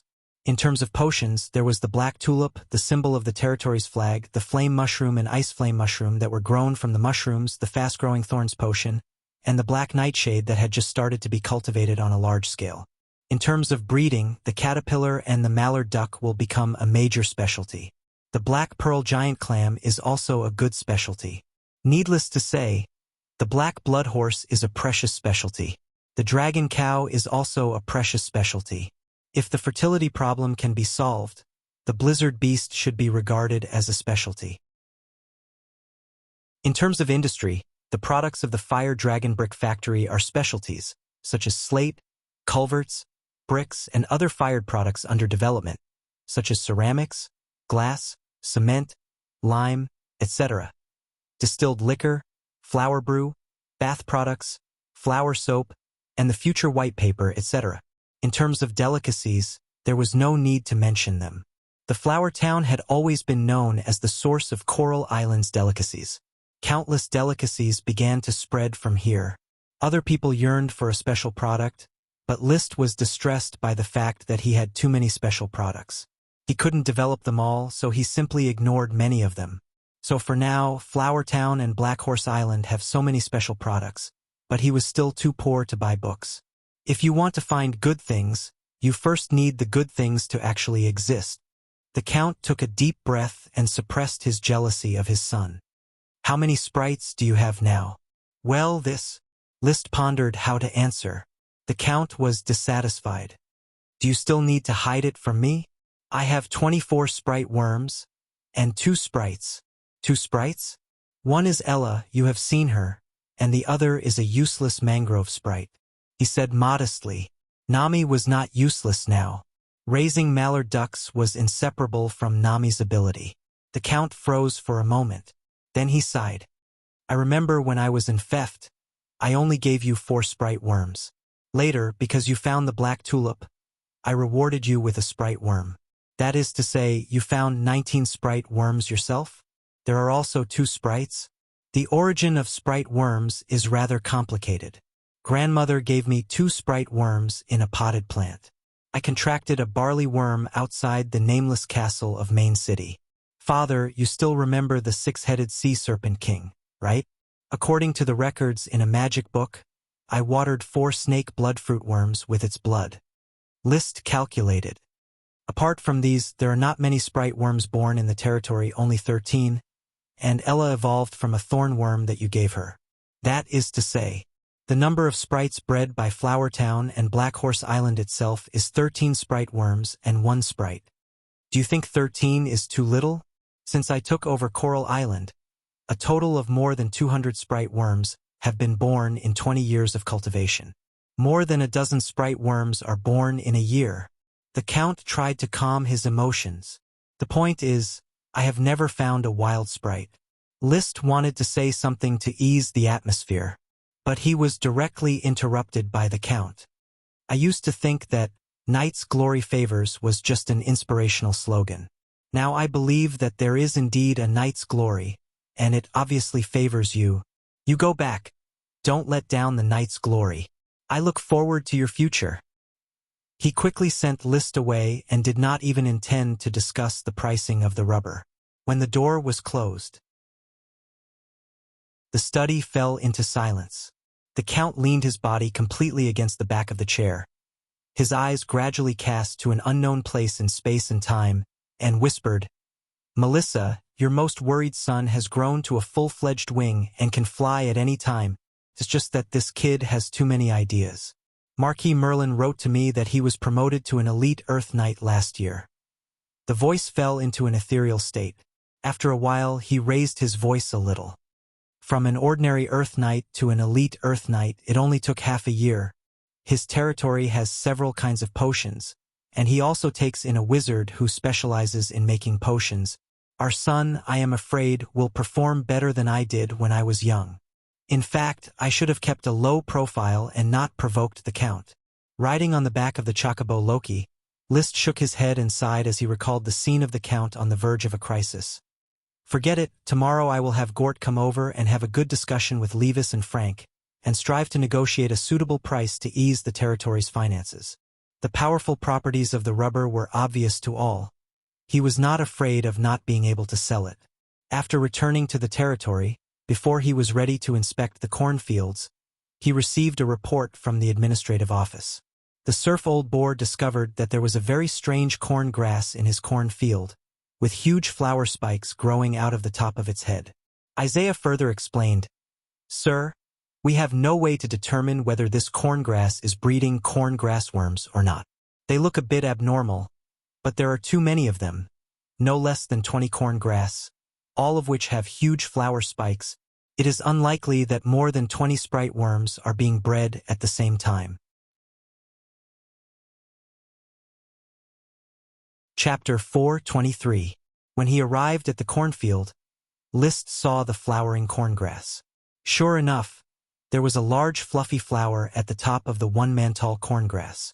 There was no sign of magic power in the field of vision of magic eyes. It was not a sprite worm, but a simple mutation of the corngrass. The smoke mission's hint is about the grain mutation. Is it referring to the flower at the top of the corngrass? List pondered. Looking at the mutation of the corngrass, it did not seem like it had evolved into corn. It seems like it has evolved into red sorghum. It had to be said that the corngrass before him was indeed very similar to sorghum. Only the flower of the corngrass was yellow. Carefully protect the corngrass. Do not harvest them. Wait for them to mature. Then we can determine what the situation is. After giving some instructions, List left the corngrass field. Whether the corngrass had mutated into corn sorghum or not, it would take time to verify. But he was a little disappointed. Sorghum was not a high-yielding crop. He was still looking forward to corn on the cob. But there was still hope. Wait for me to plan the industry transfer. There will be a new mutation of the corngrass waiting for me. Maybe it will be corn on the cob. Back at the castle, good news came immediately. One-Eyed Barton was responsible for delivering the baby, helping Fiery Dragon give birth to a healthy foal. It was a male foal with a black and red coat. It looked very spirited, even though it was still very weak and trembled while walking. "Master, this foal has a very good bloodline. It is great. It has its mother's quiet and quick-wittedness, as well as its father's strong physique. When it grows up, it will definitely become an outstanding warhorse," Barton said excitedly. "Very good." List was equally excited. He reached out and touched the foal hiding beside Fiery Dragon. Although he no longer needed such a horse with a mixed bloodline, warhorses were undoubtedly the wealth of aristocrats. There were no large-scale horse farms on the Coral Island, and a qualified warhorse could only be bought with several gold coins. However, it was worth celebrating that, in the Battle of Ironhoof Island, many knights switched to better horses. They could not take away the spoils of war, but no one could stop them from changing their equipment. It could be said that all of List's knight subordinates, be it the Earth Knight or the Squire Knight, had accumulated a set of fine steel suits and a strong warhorse from the battlefield. These pieces of equipment were not counted as battle achievements, but were the knight's own personal property. Barton, raise it well. The other Maras are also about to give birth. You must take good care of these foals. List ordered. Barton said, Master, you should arrange for a knight to come and domesticate these foals as soon as possible. Domesticate it now. It's too young to start training it when it's 2 or 3 years old. My lord, the best time to train a foal is when it is just born. The first few months of a foal's life are the most important for its growth. Before I was sold to the Grand Duchy of Sapphire, I started raising horses, and I saw that many knights of the continent liked to train newborn foals. Is that so? List was a little surprised. He had never heard of such a thing. For knights, with chi they could tame any kind of fierce horse. Therefore, they rarely trained horses systematically. Just like how List tamed Black Dragon and Lightning, he had to ride it, subdue it, and then slowly get used to it. The relationship he established was not bad. However, Barton's opinion was also a reference. Domesticating a foal from a young age could make it more accustomed to interacting with humans. Therefore, he was going to give this foal to his only female follower, the little girl Emily, for her to be domesticated. Sir, can I have this foal? Emily, who had just returned from training in the night square, was called to the castle stable and asked excitedly. List nodded. Of course, you can try to tame it. When it grows up, you will also be at the age where you can charge. He had been paying attention to Emily's training and discovered that she really was talented. Compared to Paris's sister Maggie, her progress was quite frightening. She had already left Maggie behind by a large margin. And this was under the circumstances where Paris was desperately helping her sister by providing her with a lot of meat and even some World of Warcraft meat. Therefore, List was looking forward to Emily's future more and more. Perhaps he could really train a female Sky Knight to be his follower. This thought was very cool. Thank you, sir. Emily swears loyalty to sir. Emily's young and tender face had a solemn expression after receiving her favorite foal. I accept your loyalty, Emily, List said with a smile. Therefore, Emily didn't go home in the afternoon. Instead, she stayed in the stable to get close to the foal. She even gave the foal a nice name, Salad. There was nothing to see about a little girl training a horse. List returned to the castle and brewed a cup of tea. Just as he was about to read for a while to pass the time, Butler Carter knocked on the door and entered. Master, Advisor Gort has brought the town's officials to report. Is today a report day? List pulled out a schedule from the desk and glanced at it. The schedule was all drawn in thick ink. 6 to 6:30 in the morning, wake up, wash up. 6 to 7:30 in the morning, walk the dog, feed the bird, feed the horse. 7:30 to 8 o'clock in the morning, eat breakfast. 8 to 10 o'clock in the morning, practice fighting skills on Monday, 357. Practice archery on Tuesday, for 46. 10 to 11:30 in the morning, train Dosen and the 8 little ones. 11 to 12:30 in the morning, eat lunch. 12:30 to 1 o'clock in the afternoon, read, drink tea, digest. 1 to 1:30 in the afternoon, lunch break. 1:30 to 3:30 in the afternoon, read books on Monday, 357. Patrol the territory on Tuesday, listen to officials' reports on work on Thursday. 3:30 to 4 o'clock in the afternoon, play piano. 4 to 6 o'clock in the afternoon, take pills and practice fighting energy. 6 to 7:30 in the afternoon, arrange freely, practice combat occasionally. 7:30 to 8:30 in the evening, eat dinner. 8:30 to 9:30 in the evening, watch the sea from the villa. 9:30 to 10:30 in the evening, read, drink tea, summarize the day. 10:30 to 6 o'clock the next morning, sleep. Most of the time, he would arrange his life according to this schedule. Of course, the time was not always fixed, and there were many unexpected interruptions. The number of days that he could strictly follow the schedule could be counted on one hand. He put the schedule back and said, "Then invite them into the study." "Yes, master." With the sound of footsteps, Gort and the other officials entered the study one by one and found chairs to sit down. Half an hour was enough for them to report on their respective responsibilities. In fact, it was not a big deal. After all, every dinner party would talk about government affairs. Chapter 424. Black Horse Island has become my territory and can be openly developed and constructed, while Flower Town is only a leased land. Although the Tulip family will not take it back, the industries that should be transferred still have to be transferred. This is to coordinate with future territorial planning. List has always been strategic.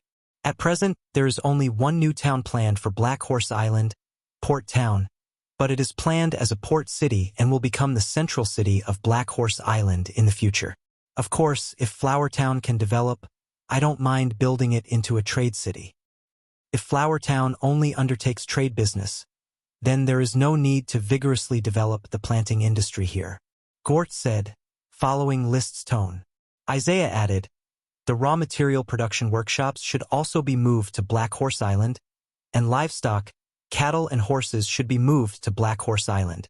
Zambrata said, considering the agricultural planning of Black Horse Island, Flower Town should still retain some of the daily needs of planting and breeding, and some basic foreign trade raw material production can save shipping costs by putting it in Flower Town. The former aristocrat who was used to being pragmatic is now much more pragmatic. Then, you give me a plan for the transfer of industries as soon as possible. I need to see it completed within 3 days. List gave a time requirement. In addition, I will appoint a new group of officials to work in Black Horse Island Port Town. You can choose to stay or go to Port Town. Immediately, he added, how you choose is up to you. I will not force you. Although he didn't force them, his followers with a bit of brains naturally knew that they would be put in an important position if they went to Port Town. Therefore, there was basically no hesitation and they were willing to go to Black Horse Island Port Town. In this case, Consultant Gort will step down as Flower Town's consultant and go to Black Horse Island to serve as a Port Town consultant. Financial Officer Blair will be transferred to Port Town as an administrative officer. Isaiah will continue to serve in Flower Town and take on the duties of an advisor. Zambrata will also stay in Flower Town, but can currently serve as a diplomat of Black Horse Island. Lords generally leave their advisors to aristocratic followers. In addition to List, only Gort was a Lord Knight in Flower Town. Therefore, he was transferred to Port Town as an advisor. No one could take on the role of Flower Town's advisor. Administrative Officer Isaiah could at most assume the responsibility of an advisor, but he could not directly act as an advisor. However, as long as he worked hard, sooner or later, List would reward him with the title of Lord Knight, completing the qualitative change from a commoner to a noble. It might take a long time. Compared to the title of nobility due to military achievements, other titles were much more difficult. In the evening, List planned to read the magic books that he hadn't had the time to, but Paris called him over. Lord Viscount, I have some questions that I need your help with. Go ahead. List sat at the apple table under the apple tree, rocking the chair and enjoying the cool evening breeze that dispelled the heat of the day. A cup of clear green tea was placed on the table. My combat aura training has failed. I am unable to resist the corrosion of the light dragon magic in my body, so I followed your advice and began to consult Chris about magic. Paris said in a distressed tone, I accidentally discovered that my meditation is very successful, especially the light attribute magic. I have a very high affinity with it, but Chris only knows one type of light magic. Flash. I have already learned it, and there is nothing else to learn. So you want me to help you find some light magic? Yes, among the people I know, only Lord Viscount has the ability to help me. Paris said frankly. List sat up, picked up the teacup, took a sip of the already cold tea and said, Light magic is indeed very difficult to find, but you can rest assured, I will help you find some light magic casting methods as soon as possible. So, you are ready to change your profession to light magician? I hope I can succeed. I can vaguely feel that once I can use magic to control the light dragon magic in my body, then the corrosion of the light dragon magic in my body will be greatly reduced. Maybe I can live a little longer.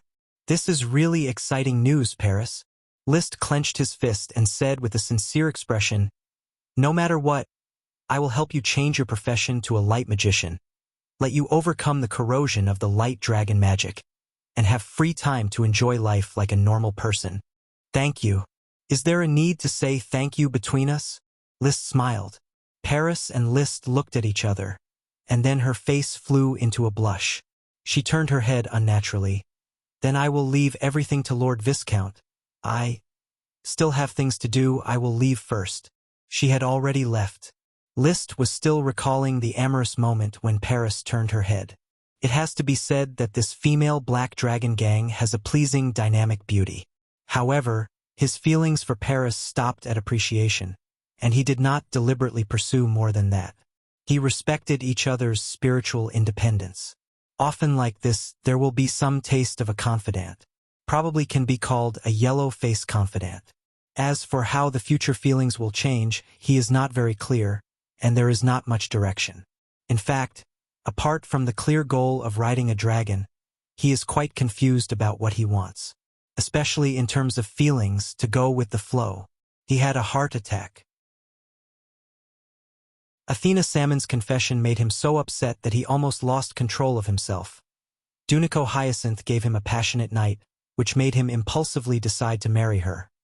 Renessa Golden Wheatgrass's tender kiss and late-night invitation made him waver between hesitation and regret. The beauty and flawlessness of the siren Achi made him have an infinite desire to protect and possess her. Paris's free and easy and occasional stupidity often made him smile at each other. However, none of these were the love that she had imagined. He didn't find the right person, nor did he meet the right person, nor did he go through life and death. Sometimes List asked himself, will I fall in love with another person other than myself? There is no answer. He asked the servant to bring a pen and paper and an envelope of rosin, spread out the paper and wrote a letter, the gist of which was, Elk Sun, contact your magician friends and help me by light magic casting plans. 10 gold coins for an ordinary light magic, and 40 gold coins for a light magic that can only be mastered by a great magician. Except for flash and invisibility, Paris has learned it. After writing the letter, he melted the rosin and poured it on the seal of the envelope. Before it solidified, he took out the newly engraved seal and stamped it hard. The serpentine mark of List was engraved. He called the retainer knight Xavier and handed him the envelope. You go to Coral City to find Elk Sun and pass this letter to him. Xavier, who is good at flattery, is now List's #1 confidant among the retainer knight. He immediately said respectfully, Yes, my lord. The retainer knight left. Chapter 425. Speaking of water magicians, List immediately thought that Achi should also be promoted to Archmage. However, he still waited until the end of the banquet before going to the Seaview Villa. The crystal light was still burning. Tonight, the beautiful shell girl was reading under the light. Brother! Achi was already familiar with List's footsteps.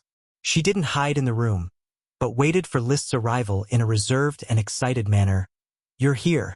I haven't seen you for a few days. Achi, you seem to have changed a little? List always felt that the current Achi's temperament had changed a lot compared to the Achi he saw a few days ago. Achi has indeed changed.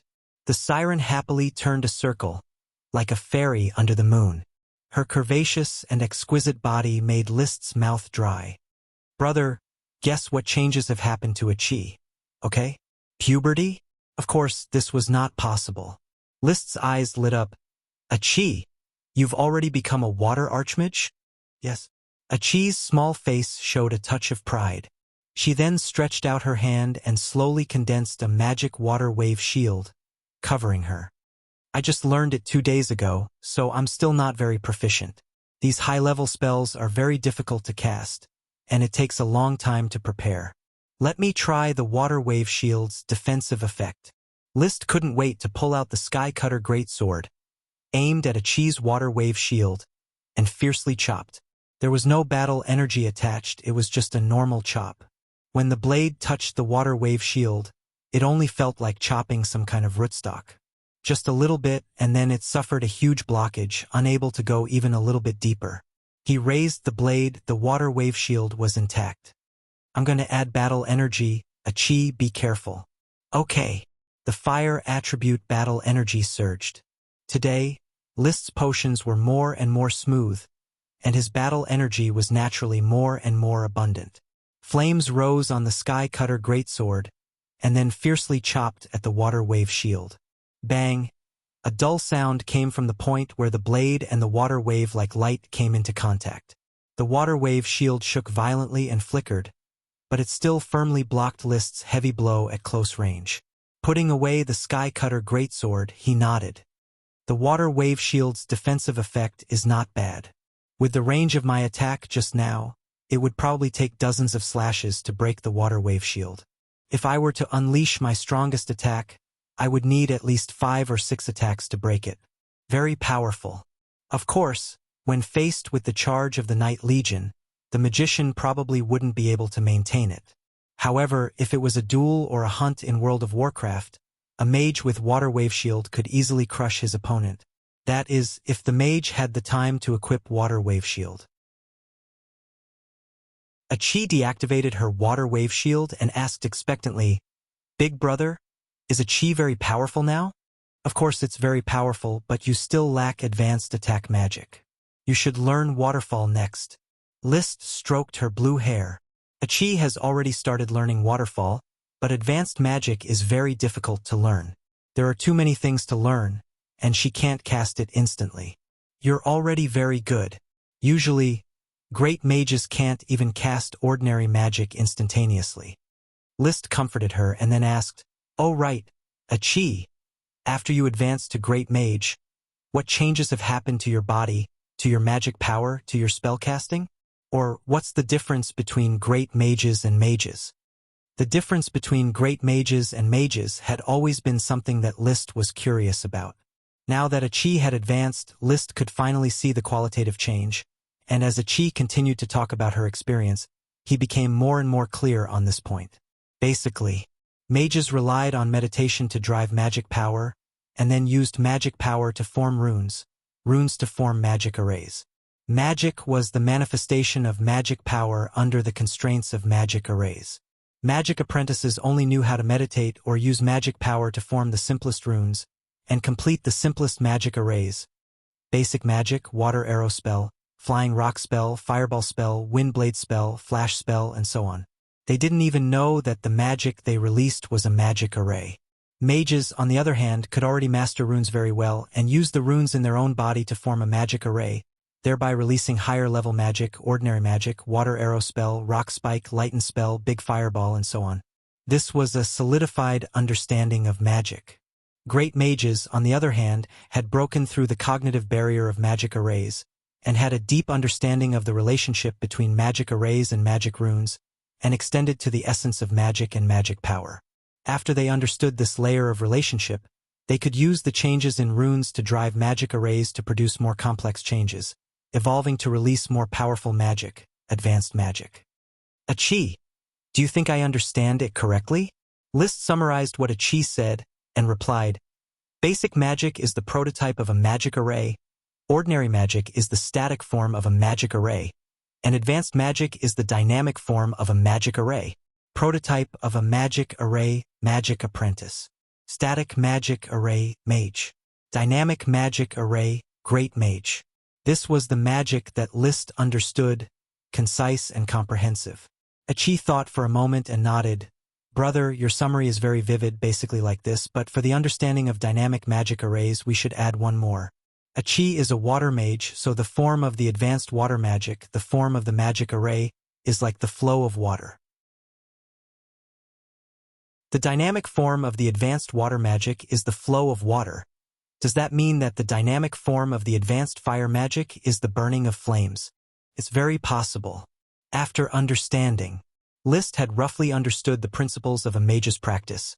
He touched Achi's hair and said, "The casting method of the advanced water magic is very difficult to find, and you may not have more advanced water magic to learn in a short period of time. However, you can start to study the practical application of magic arrays." "Brother, are you talking about making magic equipment and extracting magic potions?" "Yes." "Well, Achi has to study hard and help brother make magic equipment and potions." Achi shook her wrist.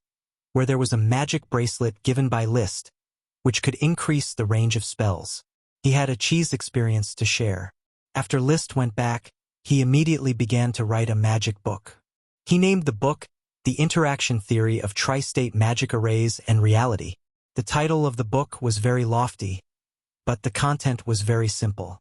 It was a simple summary of the 3 stages of magic of a chi, and it compared the magic arrays of magic with the magic arrays of magic equipment, and extended some discussion on the application of magic arrays. There were not too many detailed theories, just a few general remarks. He planned to finish the book with a total of 30,000 words. This book was not intended to be published, and he only intended to give it to Chris Truth to read. In the future, when a mage faced the problem of advancing, they could also refer to this book. When I'm done, let a chi proofread the typos. I can't believe that a knight, actually wrote a magic book.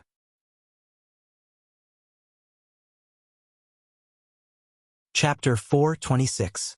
For 3 days, List was busy writing the book 3-State Magic Array and Reality Interaction Theory. At the same time, the officials in the office had made an industry transfer plan.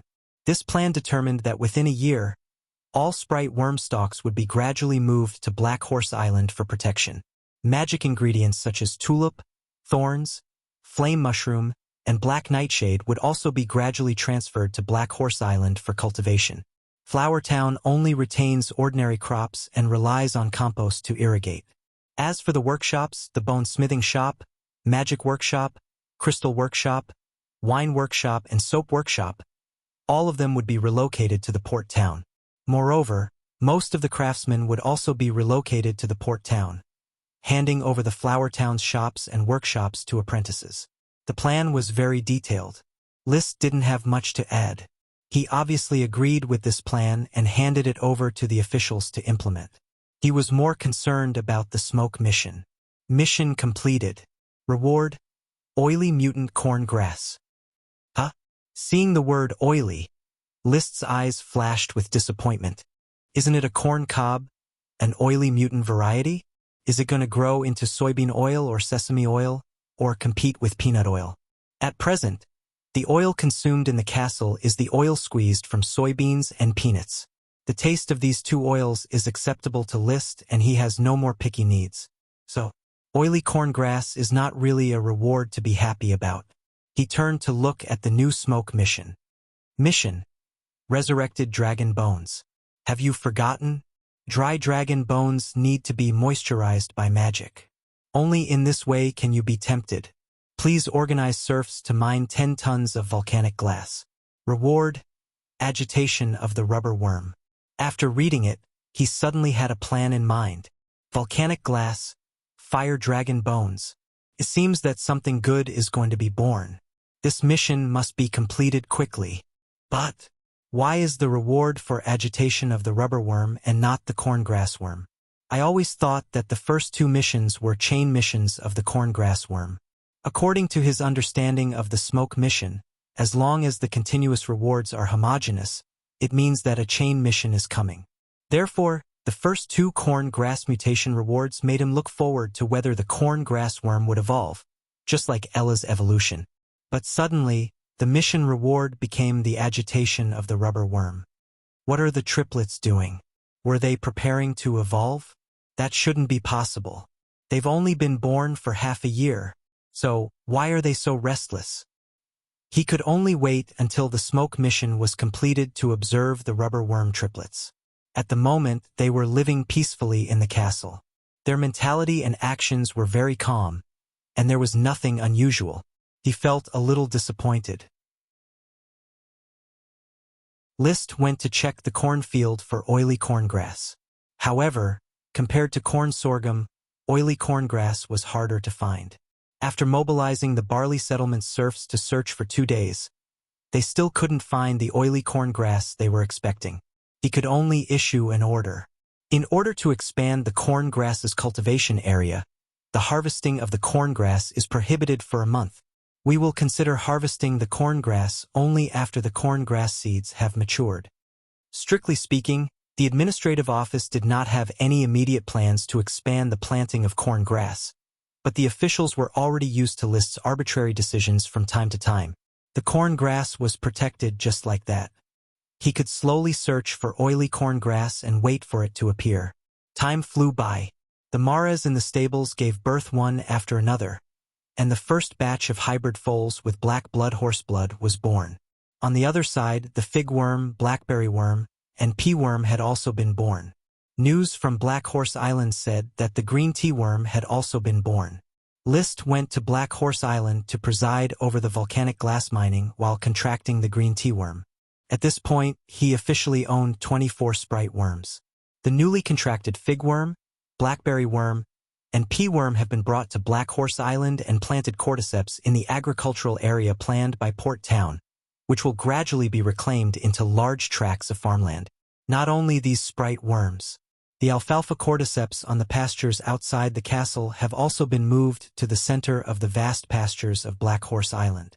The 4 snake blood fruit worms and their cordyceps have also been planted in the attached farmland of Port Town, and a huge snake blood orchard has been planned. The fragrant coconut tree cordyceps have also been migrated to the beach island of Black Horse Island. The fragrant coconut tree is distributed in a long strip on the beach of Flower Town, which limits the influence of the cordyceps, so List simply moved to Beach Island.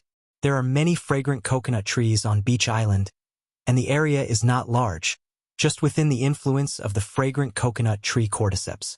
In addition, most of the cordyceps need to wait for the late autumn harvest, or the completion of the farmland on Black Horse Island, before migrating. Sir, we have collected a large number of mangrove seedlings from Mangrove Island and are transporting them to the mouth of the Red River for planting. The mallard ducklings are also being fed, and the ducklings are growing well with green caterpillars as fodder. Blair, who has served as the Port Town's administrative officer, reported respectfully. The Red River is the largest river on Black Horse Island. The name is meaningless, but it is used to plant mangrove trees. It originates from the Icegrass Hill, passes through the Bone Yard, and eventually flows to the East Sea, forming a small estuarine delta filled with silt. Mangroves like to live in the estuarine mud, which can be developed into a new mangrove forest. Cultivate as soon as possible, and then breed green caterpillars. These insects are treasures. List said. Blair thought deeply. Yes, the green hair of the green caterpillar is more suitable for weaving blankets than the wool of the jumping antelope in Eagle Perch Mountain. Can be used as food in World of Warcraft and can be made into clothing. It is very valuable. The green hair of the green caterpillar, although not good-looking, is very suitable for making clothes warm and comfortable. Blair reported again. It's just that there is a serious shortage of serfs in the port town. Sir, we have to continue to buy serfs, preferably 5 or even 10,000 at a time. The vast land of Black Horse Island is enough to digest these serfs. The night squad has been formed, and the serfs can't resist the rule. List did not answer, but asked, "How is rubber sales?" At present, we have traded with Tulip Castle, Broken Stone Castle, and Beer Castle. The price is twice that of glutinous rice. The response is very good, and it can barely make up for the gold coins that the territory needs to raise, but rubber production is still too slow. Even with the recovery of the rubber worms, the inventory is still shrinking, and soon we won't have enough for ourselves. Speaking of gold coins, List was upset. We'll talk about it after this period of time. It was clear that he had a lot of good things. The territory had great potential, and his future achievements were limitless, but he couldn't change his current predicament, poverty.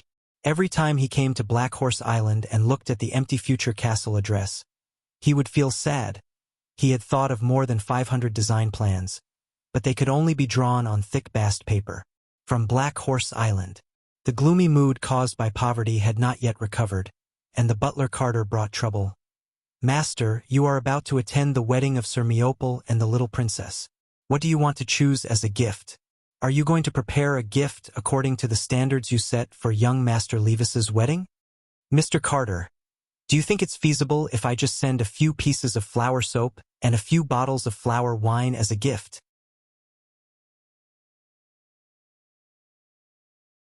Chapter 427. Flour soap and wine obviously could not be used as the main gifts. It would be too damaging to List's status. Now he was also a middle-level noble viscount of Black Horse Island. Moreover, the person who married him was his cousin and they had a good relationship. Special products, food, and resources. In this era, the gifts given to each other by the nobles were basically these three things. In addition to delicacies, Flower Town's specialties are flower soap and flower wine. I must choose a lot of these three. As for resources, black pearls can be given a few small ones, jade, crystal, and mithril can be picked. The total value of such gifts should be able to express my heart. Aristocratic communication, especially between the great aristocrats, was very generous. List was very helpless, but he had to give, and he could not look shabby. He could only painfully take out a batch of resources. If I don't get married soon, I probably won't be able to take back these gifts. I don't seem to have too many opportunities to receive gifts.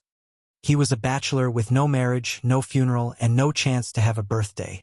At most, he would have a birthday. After thinking about it, he told the butler, "Mr. Carter, I will prepare a number of precious gifts myself. You can help me choose some auxiliary gifts, preferably some novel specialties, mainly gourmet." "Yes, master." The matter of the gift was roughly decided in this way. It would definitely cost money, but List was still very willing to spend this money.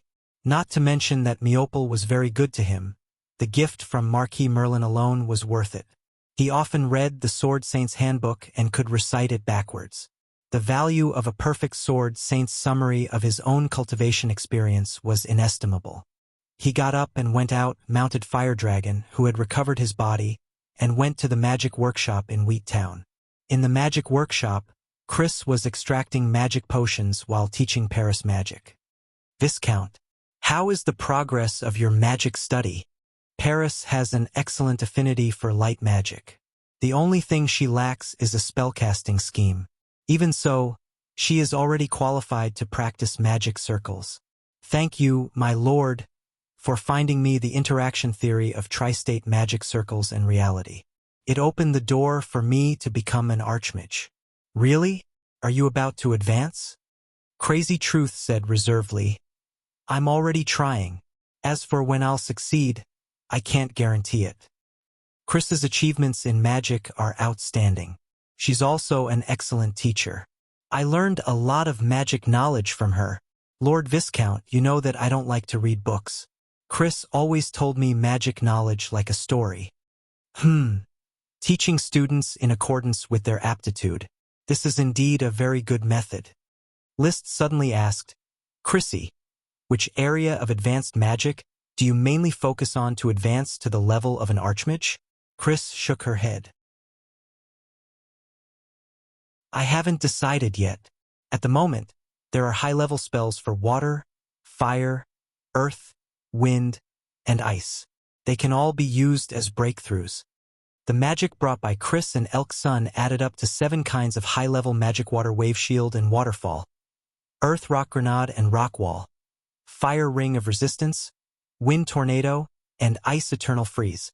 In fact, Paris relied on the light dragon magic to obtain the ability of light and shadow, which can be summed up as high-level light magic invisibility. It's just that this is her instinct, and there is no systematic casting plan." Paris suggested, "I think Chris can learn the eternal freeze. It's so hot now. Learn the eternal freeze and put a large block of ice in the magic workshop to prevent heatstroke and cool down. I can make ice cubes with my current ordinary freezing." Paris. Chris rejected Paris's suggestion. "I can make ice cream on my workbench. For a sorcerer who is not partial to other subjects, summer isn't too hard. Ice magic is very difficult.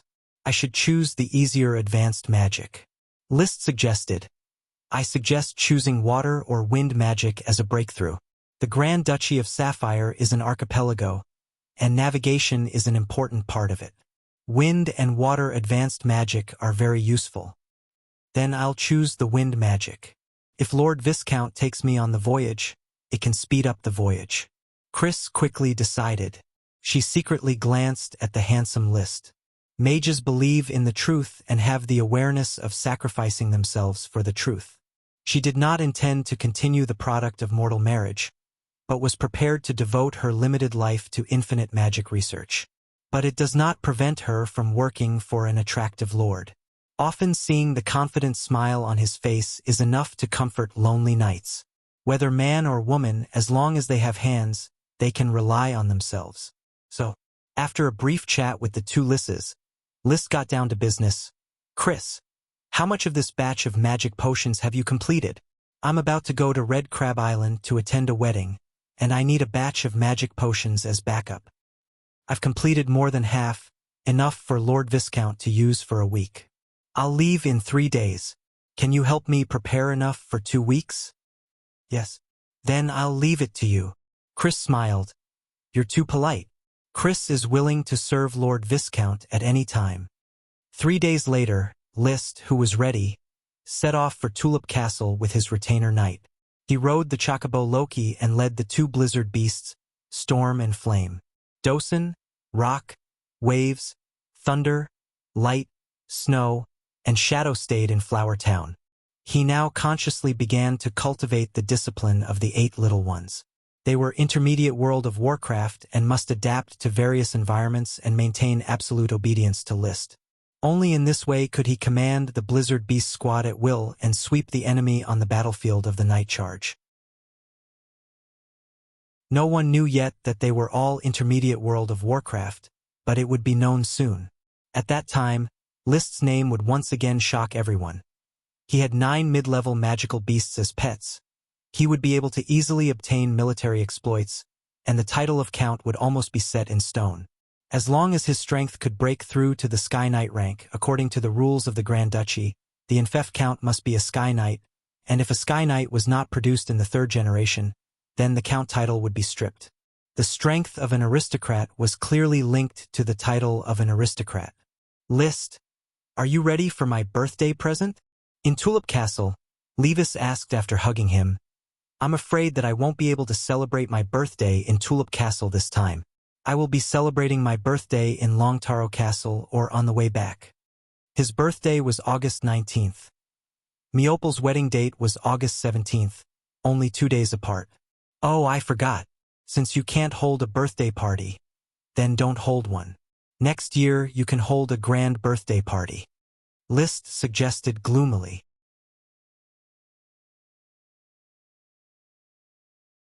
Chapter 428. Every member of Tulip Castle was dispatched. The Count, Madame Marie, Levis, Lavera, List, and Lytton were dispatched. Only Madame Penelope, who was unwell, did not go. Lucky List, deliver this potted plant to me. Tell that handsome fellow, Meople, that my potted plant has given birth to 2 sprite worms. Before leaving, Madame Penelope solemnly said to List. She already knew that her potted plant had given birth to a fig sprite worm. Therefore, she was now doubly concerned about her potted plant and truly believed that it was a treasure. Of course, I believe that cousin will be delighted to obtain your potted plant. Maybe he can also get a sprite worm. Levis let the servant take the potted plant. He secretly released magic eyes to examine the potted plant, but there was no sign of magic power. Madame Penelope had a matter-of-fact attitude. It depends on his luck. If he is deeply favored by knight's glory like you, he will certainly get a sprite worm. If he can't, then he can only blame himself for not being favored by knight's glory, and not because my potted plant is not valuable enough. List smiled faintly. At this time, Lavera came over. I can't help but be jealous of you. Why do you always get luck that others don't have? I have carefully selected grandmother's potted plants, but I can't see any signs of a sprite worm being born in any of them. However, in your hands, they give birth to sprite worms one after another. You know, I am favored by knight's glory. I am a child of glory. He had now learned to brag shamelessly. Being high profile in the Coral Island was not a mistake. Lavera thought for a moment, and then sighed. I won't be surprised if you become a count one day. I won't be surprised either. You have really grown up. There is no longer a trace of your childhood self on you. There is. After all, I have always been handsome. Hee hee. The ship sailed on the sea. List would spend his time at the bow when he was bored. He would place a chair, prop up an umbrella, brew a cup of green tea, and place a plate of fruit, enjoying the cool sea breeze caressing his face. You really know how to enjoy yourself. The Count came out of the cabin and came to the deck, where he saw Liszt leaning back in his chair. He couldn't help but feel resentful. He always felt that his life was different from his son's. The weather is too hot, and the cabin is too stuffy. It's better to come out and enjoy the sea breeze. Liszt stood up and ordered his valet. Thomas, bring a chair over. Yes, master. Tom, brew a cup of green tea for the Count. Yes, master. Thomas quickly moved a chair for the Count to sit down, while Tom brewed a cup of green tea and placed it on the coffee table. Whether it was the coffee table or the chairs, they were all products of the woodworking workshop that Liszt had specially brought over. The Count's gaze fell behind Liszt. Storm and Flame were sleeping soundly. A descendant of Dosen.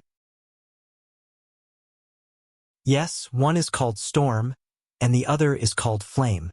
Do they follow Dosen or the flying dust dog? The Count asked casually. Liszt simply replied, they probably follow Dosen. It's not bad to raise a few more low-level World of Warcraft. Well, what did you just say? Their bloodlines follow Dosen. The Count couldn't sit still. He immediately stood up, walked to the two blizzard beasts, and reached out to touch one of them. Storm was alert and immediately opened its eyes. When it saw the strange Count, it was about to get up and bite. But Liszt stopped it in time. Storm, lie down and don't move. After a moment, the Count looked surprised. This is really the performance of intermediate World of Warcraft. Its magic dissipates very quickly, exceeding the range of low-level World of Warcraft. In this case, Dosen has 8 descendants. Doesn't it mean that there are 8 more intermediate World of Warcraft? You can almost say so, but whether it is Dosen or the 8 little ones, they are not powerful intermediate World of Warcraft, but it should not be difficult to demolish a castle. After a while, the Count returned to his chair and slowly said, Liszt, do you know what this means? It means that once they grow up, even a Sky Knight can be besieged to death. Or when orders of chivalry charge, they can block several orders of chivalry. It also means that I will probably be able to make brilliant achievements before I become a Sky Knight, and even meet the requirements of being a Count. In an ideal situation, it is possible. Maybe I will still be a Count at that time, and you will already have the opportunity to start a new family. I have never thought of starting a new family. Starting a new family is nothing. It is just a change of name. This is the glory of nobility. The Golden Wheat family and the Golden Wheat family, although separated, are still very close. The Count said, if you become a new Count, I am very willing to start a new family for you. Liszt still didn't quite understand what the people of this world knew about glory, so he let out a meaningless "oh." The Count did not know how to continue. With 9 intermediate World of Warcraft, as long as there were no accidents, it would not be difficult for such a force to become a Count, and becoming a Marquis was only a matter of time. He had always been proud of his talent, fighting from a Viscount to an Count, and even had hopes of becoming a Marquis. Although he hoped that each of his descendants would have greater achievements, he always knew that not to mention his daughter, but his 3 sons had the most hope of surpassing him. It was Lytton. This was also the reason why he had not piled up resources for Levis with all his might and become a Sky Knight. He had pinned his hopes on his youngest son, so because of a small mistake, he had directly deprived Lytton's tutor, Zambrata, of his title. He was looking forward to Lytton's future development. If Lytton was indeed talented, then he would not have to worry about Lytton. If Lytton was truly talented, then, with the 2 generations of father and son working together, becoming a Marquis was absolutely certain. If Lytton's performance when he grew up was not as good as when he was a child, then it would not be too late to help Levis pile up potions and become a Sky Knight. So his understanding had always been Levis could preserve what he had, and Lytton represented hope. As for Liszt, the older he grew, the more useless he became. From hope to disappointment, until finally he was indifferently enfeoffed. He had already become the most failed artificial creation in the Count's heart. But it was such a son, who had been ignored by him, who now showed the momentum to surpass him. A 17-year-old elite Earth Knight was not outstanding, but Liszt became an Earth Knight after adulthood, and it only took him more than half a year to become an elite. This talent was scary enough. He was already so strong in terms of strength. What was even more incredible was his luck. The Count no longer wanted to give an example to prove how Liszt was favored by the glory of the night. He took a deep breath, picked up the teacup on the table, and took a sip of green tea. When the tea entered his mouth, he frowned. "What tea is this? Tastes so bitter?" Liszt explained, "This is green tea brewed from the leaves of the green tea tree. It does taste bitter when you drink it, but you can taste the fragrance between your lips and teeth after a moment." "Is that so?" The Count carefully tasted the green tea. It was not only bitter, but there was a very novel taste behind the bitterness.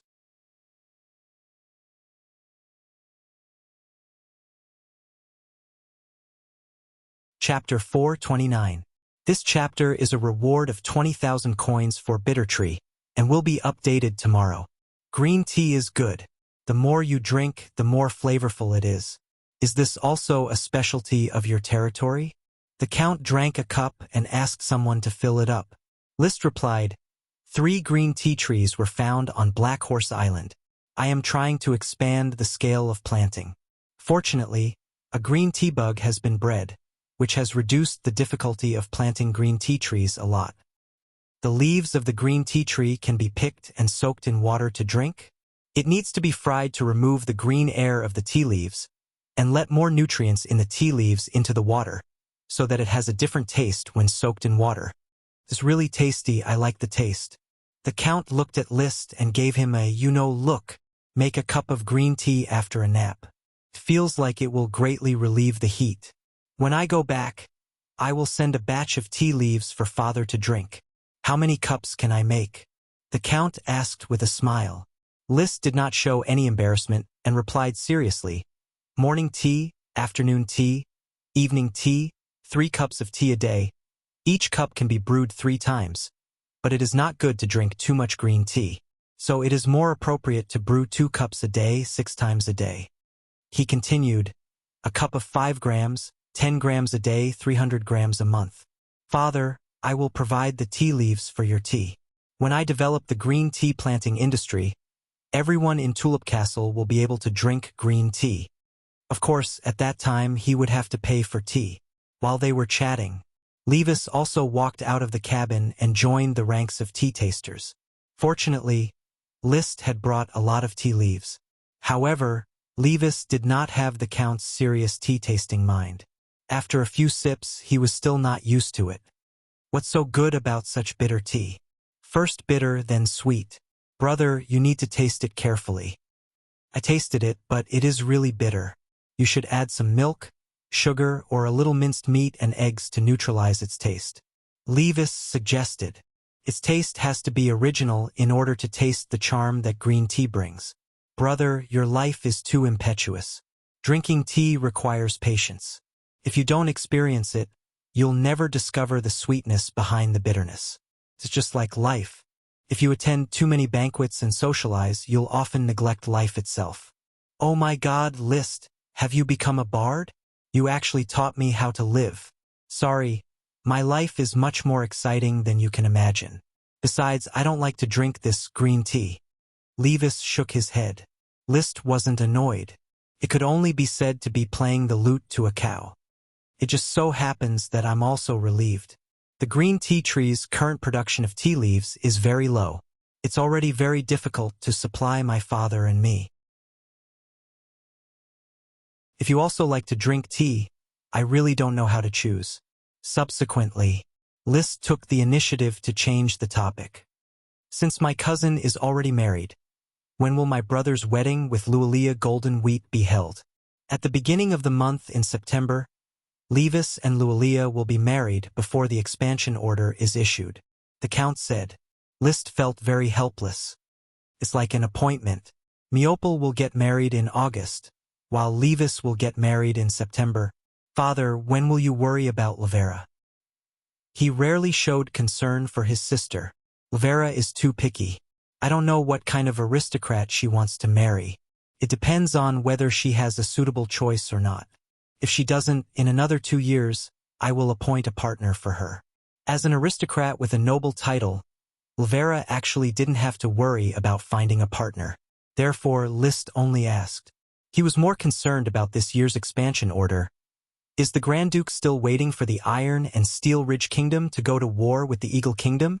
He hasn't asked about the impact of the dragon-slaying incident in our country on the outside world.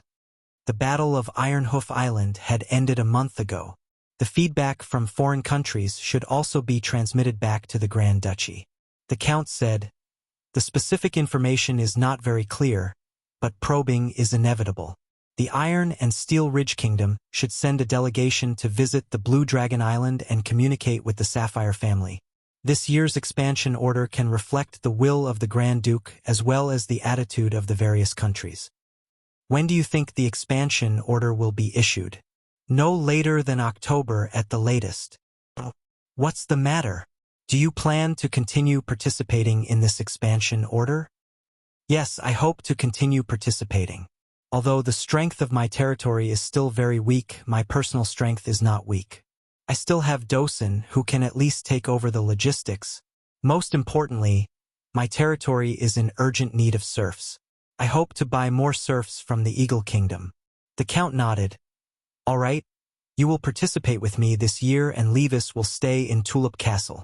Levis rushed to say, I also look forward to going to the battlefield, Father. You need to accompany Rolia, and it is best to produce the fourth generation of the Tulip family as soon as possible to ensure that the family business can continue. Madame Penelope was the first generation, the Count was the second generation, Levis was the third generation, and his son was naturally the fourth generation. There was no need to be shy about this kind of thing. So Levis nodded and responded, I will work hard with Rolia to strive to produce a future heir as soon as possible. In addition, your relationship with your lovers and illegitimate children must be handled cleanly. Understand? The Count suddenly said. Oh my God, Father, have you misunderstood? I do have a few acquaintances, but I have absolutely no illegitimate children. There is no need to explain it to me. You need to understand Rolia's identity. She is the daughter of a marquis, and it is impossible for her to tolerate your lovers and illegitimate children to take half a step into Tulip Castle. I understand. The private life of aristocrats was always accompanied by various lovers and illegitimate children. However, it was difficult to tolerate illegitimate children entering the family through marriage, especially if the woman was a powerful aristocratic family. Illegitimate children could only fall outside and fight against the unfairness of the world by themselves. Drifting at sea for a day and a night, they finally arrived at Red Crab Island. The deputy butler of Longtaro Castle, Rainieri, was already waiting at the port of Sea Crab City to welcome the Tulip family. By the time they arrived at Longtaro Castle, it was already the afternoon of August 15th, only a day and a half before Meople's wedding. Lee William, Messiro. On the road outside Longtaro Castle, Messiro personally welcomed the Count and his party with great enthusiasm. Obviously, the flourishing Tulip family was a powerful foreign aid for the Taro family. Marquis Merlin's two followers of the Count were also in the welcoming party, Schalke Broccoli and Durante Hyacinth. After a lively exchange of pleasantries, Liszt was just an unremarkable person in the crowd exchanging pleasantries. He showed his demeanor and greeted everyone before standing to the side. He sized up Durante Hyacinth, the father of Dunico Hyacinth. Obviously, Dunico inherited her excellent genes from her father. He was a handsome middle-aged man with a gentle and refined temperament. His style was completely different from the domineering Count Schalke next to him. Messiro, Lee William, Schalke, Durante.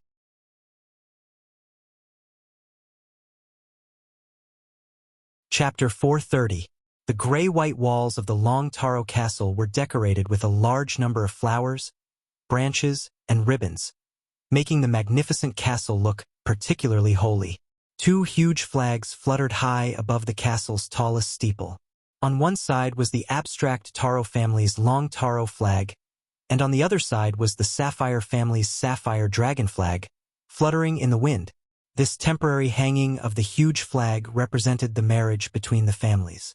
In the large area in front of the castle gate, Countless servants were arranging the wedding scene. There were also teams of knight interspersed among them. There were even official-looking people involved, giving orders. These are the palace's professional servants and internal affairs officials, as well as the blue blood orders of chivalry's knight. They not only take over the wedding process, but also do the security work because the Grand Duke will personally attend the wedding of the little princess and Miopal. Mesiro Longtaro introduced. After listening, Lee William frowned and his complexion quickly turned cold. It is understandable that the blue blood orders of chivalry will take over the security work, but why is the wedding process not carried out according to the Longtaro Castle's attitude? This is the Longtaro Castle marrying the mistress, even if it is the Grand Duke's daughter. Durant and Sark did not answer. Mesiro was also a bit embarrassed.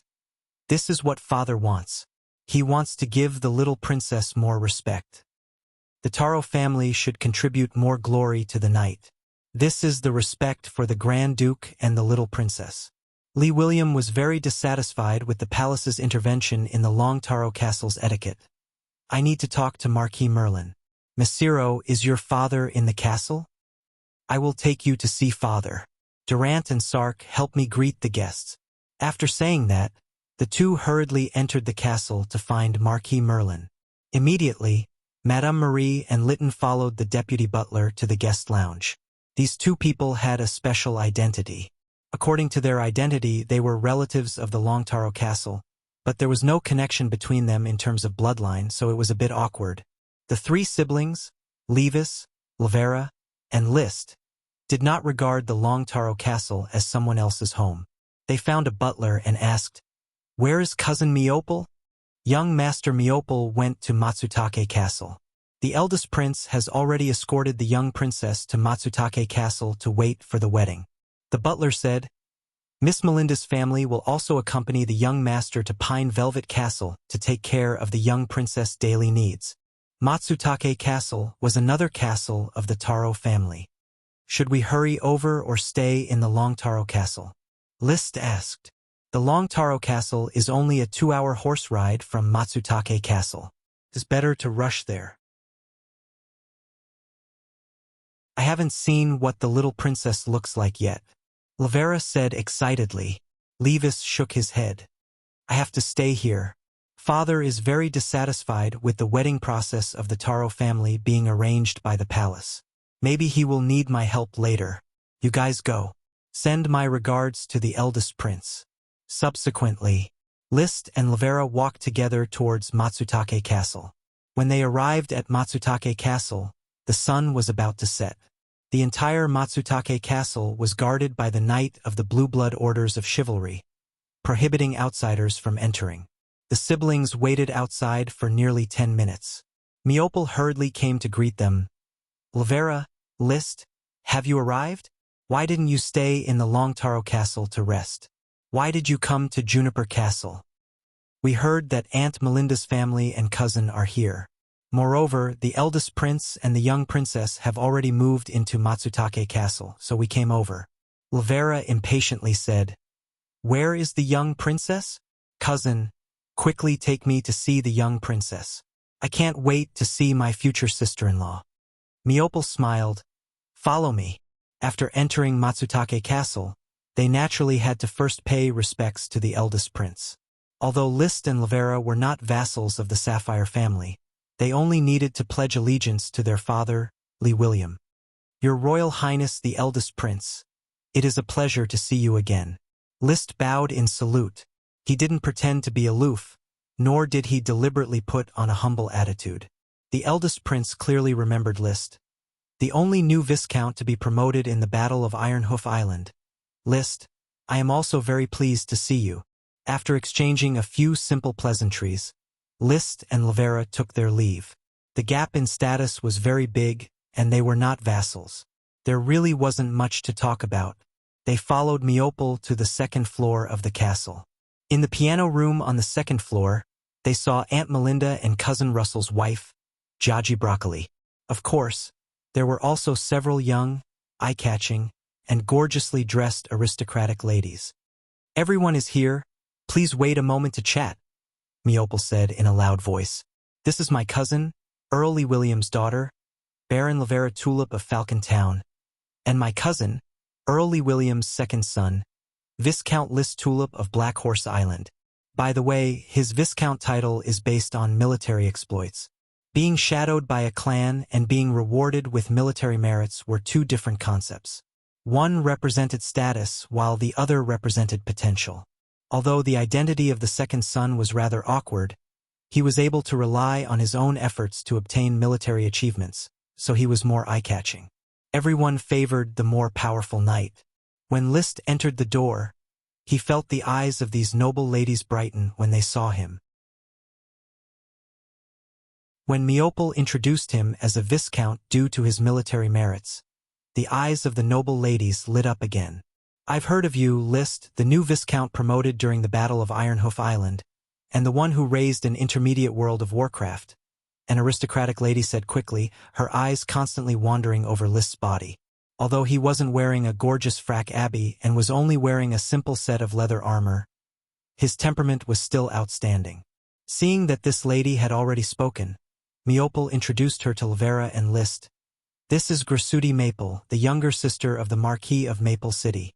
Marquis of Maple City, Grindenton Maple Leaf, was List's immediate superior during the Battle of Ironhoof Island.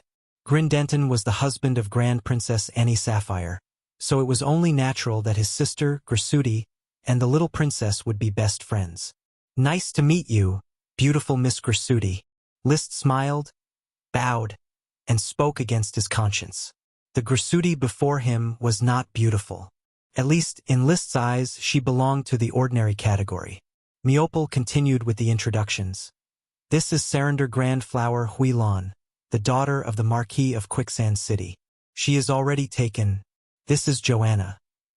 He introduced several ladies in succession, all of whom were the heirs of great aristocrats. Birds of a feather flocked together, and only the heirs of great aristocrats could act as best friends of the little princess. Finally, Meopel walked over to the beautiful woman sitting in front of the piano, held her hand, and solemnly introduced her. "Lavera, List, do you need me to introduce you? Angela Sapphire, my fiancée, the future mistress of Long Taro Castle, and your future sister-in-law." "Nice to meet you, Your Highness." The siblings smiled and saluted.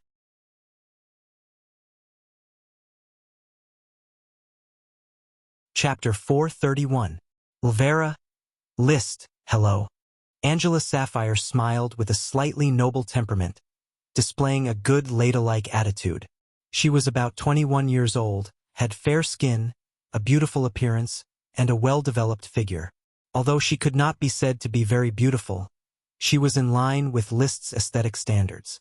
Moreover, her tone and demeanor were very much in line with her elegant demeanor. It was hard to believe that this was the rumored social butterfly known for her openness, or perhaps debauchery. Of course, it was wrong to judge a book by its cover. List did not reveal any of his thoughts. After greeting the numerous aristocratic young ladies, he sat next to Aunt Melinda, not wanting to become the center of the social circle. He did not open his mouth to speak, allowing his sister, Lavera, to quickly interact with the young ladies. He only had a simple chat with Meopel. His cousin was in a state of excitement, and his eyes kept glancing at Angela when he spoke. He actively inserted himself into the conversation. Soon, several aristocratic young ladies talked about the piano. Basically, this was the most common topic among aristocratic young ladies. At that time, Meopel expressed that his most appreciated piece was Euryale by the Waterside. This did not arouse any resonance.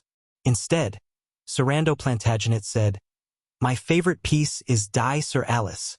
It is simple and pure, like meeting someone you like for the first time, a faint joy and impulse. Do you know, this piano piece was promoted by me." Meopel took advantage of the situation and continued, "I sent it to Master Hannibal, and later, Master Hannibal's apprentice played it everywhere, making Die Sir Alice famous throughout the country. But guess where did this song come from?" "Where?" Sarando impatiently asked. "There is a touching love story, but let List tell everyone. The original piece and the revised piece all originated from him." Everyone's eyes instantly focused on Liszt. This made Liszt speechless. He did not want to be in the limelight, and he did not want to have any memories with some young lady on this trip. Just to commemorate a pair of brother and sister who were in love, but were forced to separate. I overheard it by chance and wrote it down, he answered briefly. Lavera said, Liszt has excellent piano talent. I heard him play a piece he composed himself. It was a piano piece about the city in the sky. Liszt, why don't you play this piece for us again? As she spoke, she deliberately blinked her eyes. She sent him a puzzled look, which probably said, There are so many noble ladies here. Hurry up and carry one back. Big sister can only help you this much. Liszt didn't know whether to laugh or cry. Soon after, Miopal, Grasuti, and Sarander heckled together, requesting him to play the piano piece they had composed. Liszt wanted to refuse, but in the end, even the little princess said, Liszt, I wonder if I will have the honor to hear you play this piece? Helpless, he could only walk to the piano and sit down. His fingers gently stroked the keys as he briefly told a story. I heard that there was a city in the sky, rich, peaceful, and happy. There was a child called Zeta who descended from the sky with a flying stone in hand, and a serf called Bath who wanted to prove the existence of the city in the sky. While adapting to the new piano, he finished the story. In order to prevent the city in the sky from falling into the hands of evil wizards, Zeta and Bath chanted an incantation to make the city in the sky collapse. Although the city in the sky was ultimately destroyed, it was enough to have a pursuit, a brave heart, and a beautiful process. This piece is called To Accompany You.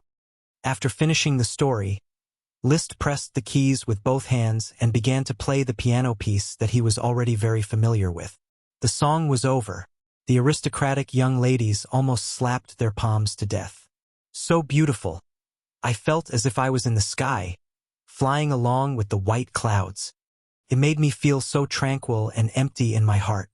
Ah, I have fallen in love with this piano piece, just like how I fell in love with Die Alice. Even Miopal couldn't help but clap his hands in admiration. Liszt, if you were to become a pianist, you would definitely reach Master Chenier's achievements. It's just a momentary feeling that I wrote into a piano piece.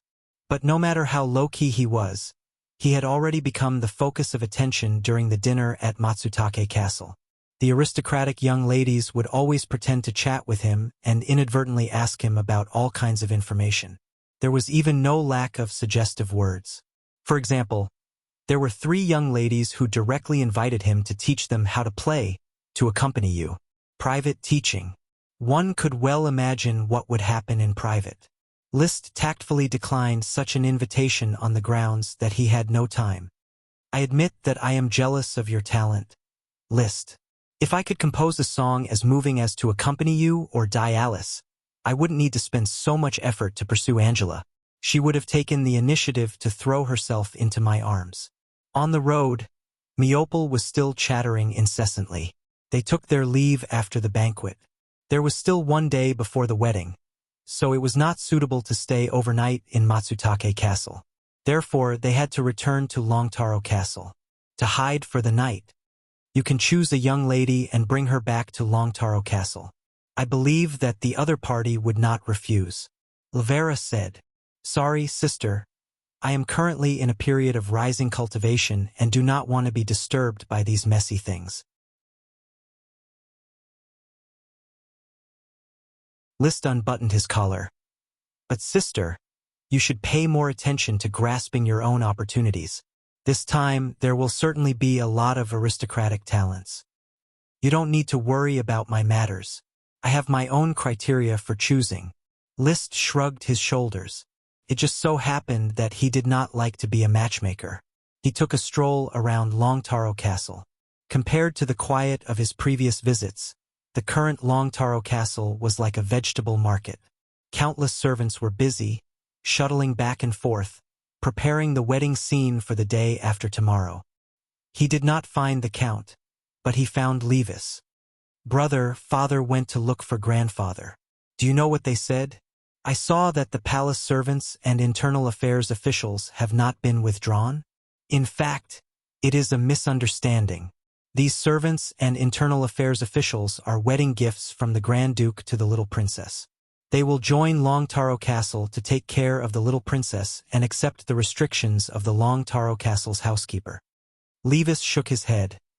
The Grand Duke dotes on the little princess too much. Perhaps. You also have to prepare. Me, you, Raleigh, and 3 other young aristocrats will form Meople's groomsmen group. Tomorrow, we need to participate in the wedding rehearsal, so we should rest early today. Do we need to wear strange clothes?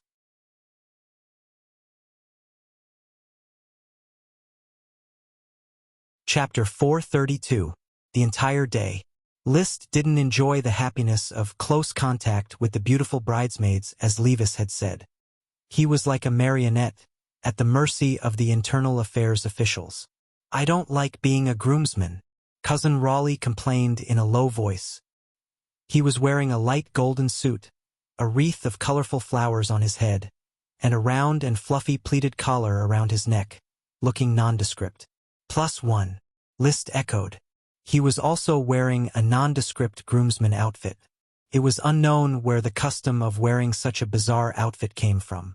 Even if he had an outstanding temperament and handsome appearance, he was still defeated by this suit.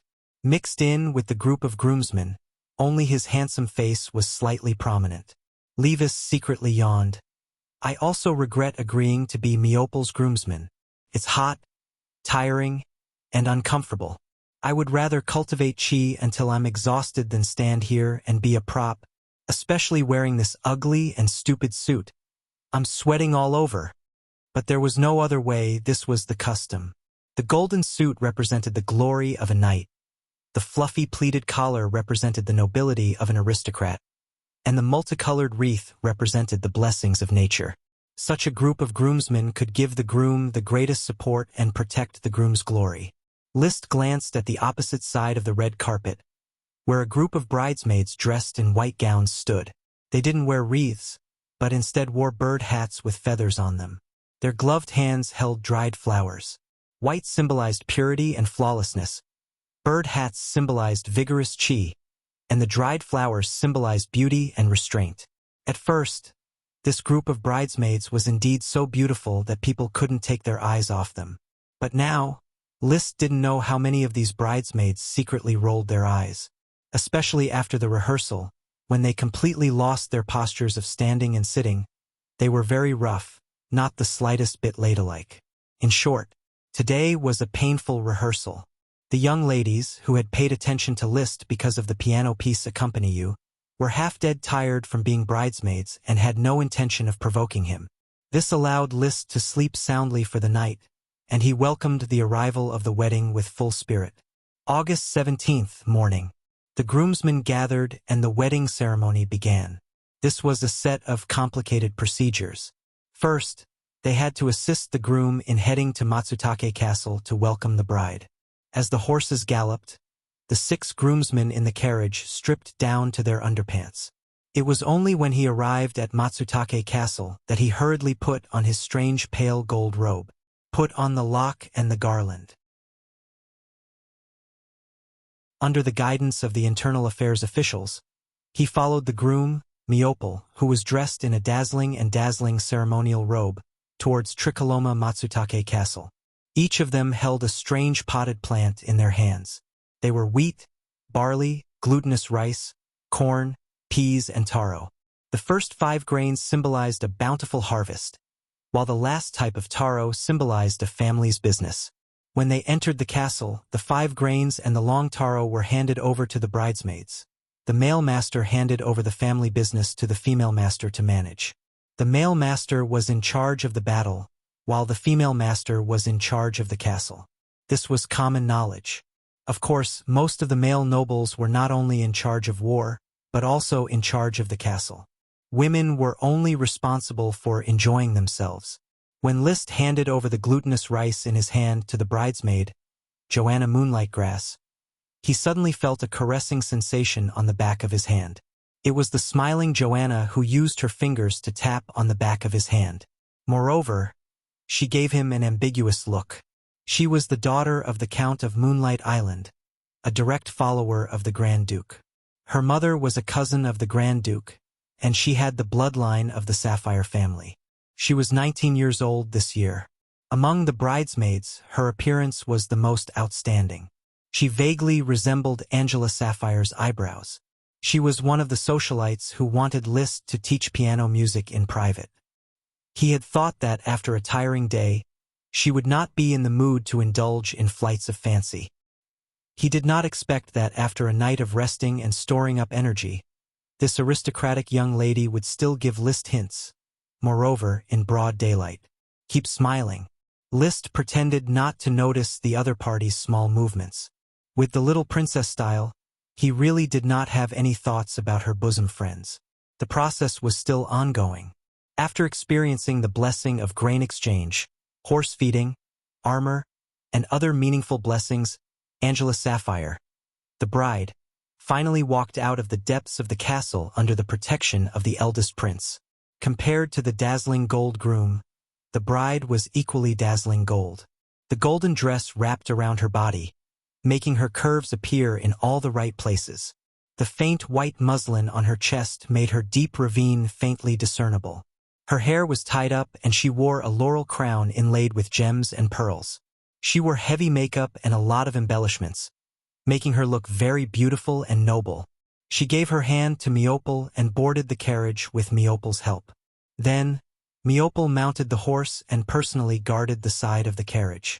The bridesmaids entered the different carriages one after another, while Liszt and the other groomsmen also mounted their horses.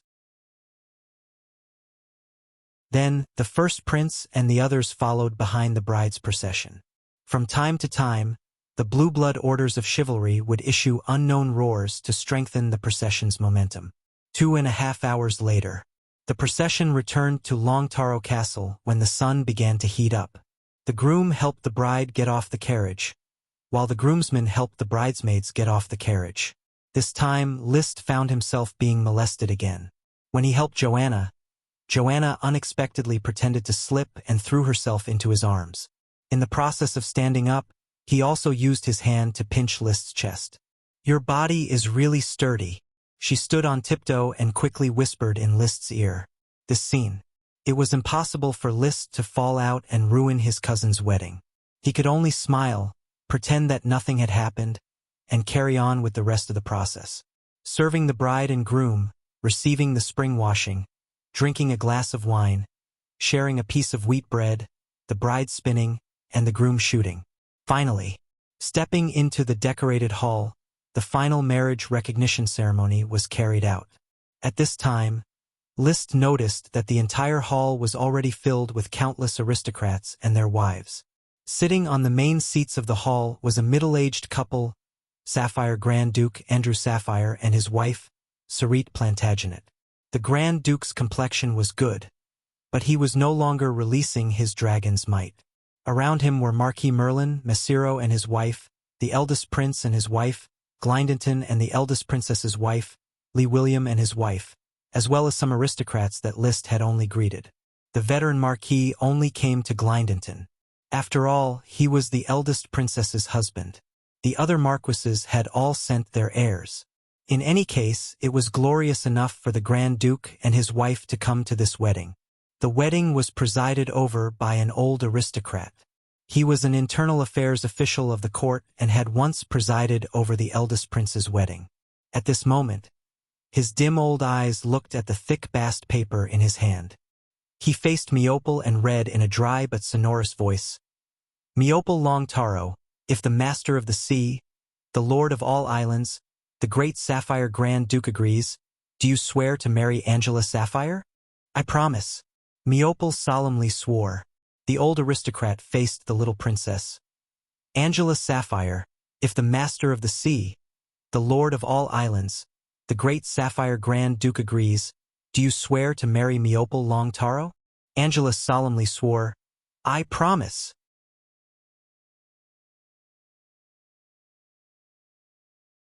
Chapter 433. During the wedding, Meopel took off the sapphire ring he wore on the middle finger of his left hand, lifted Angela's right hand, and carefully put it on the ring finger of her right hand. He then said, Friend, with this ring, you will understand that I belong to you, my eternal love. Angela similarly took off the sapphire ring on the middle finger of her right hand and put it on the ring finger of Meople's left hand. She then said the same line, Friend, with this ring, you will understand that I belong to you, my eternal love. The feudal lord witnessed the exchange of rings. The wedding was thus completed. Legally speaking, Meople Longtaro and Angela Sapphire had become a legal husband and wife, protected by the kingdom's laws. Immediately, the bride and groom were sent to change clothes. The best man and bridesmaids were finally relieved. They could take off their outlandish formal attire and change into more comfortable clothes. Liszt rushed to the bathroom almost immediately and took a bath. He then carefully changed into a suit of frac abier. Frac abier was actually very cumbersome, and wearing it on a hot day was still torturous. But for formal banquets, aristocrats had to wear frac abier, which was at least much more comfortable than the formal attire. After changing his clothes, he faced the crystal mirror, carefully tidied up the details, and had a servant comb his hair until not a single strand of hair was out of place. Only then did he leave the room to participate in the luncheon. He had a height of 1.88 meters, a tall and straight figure, a handsome face, an extraordinary temperament, and a pair of sapphire blue eyes that were as deep as the starry sky. Wherever Liszt went, there was a delightful scenery. He had already noticed that several daring aristocratic ladies had offered him autumn spinach. Of course, he did not respond, not even a smile. There was already a bridesmaid eyeing him covetously, and he did not want to provoke any more trouble. Indulgence would not bring him too much happiness. The banquet did not use a fixed dining format, nor did it have such a large space. Instead, it used a buffet format. Only Grand Dukes, Marquises, Counts, and greater aristocrats were qualified to sit in the dining hall on the second floor of the castle and enjoy an undisturbed lunch. Other lesser aristocrats or aristocratic heirs were shuttling back and forth around the buffet on the first floor of the hall and the garden. Liszt, who was already hungry, naturally did not stand on ceremony. He picked up his plate and casually picked out the food.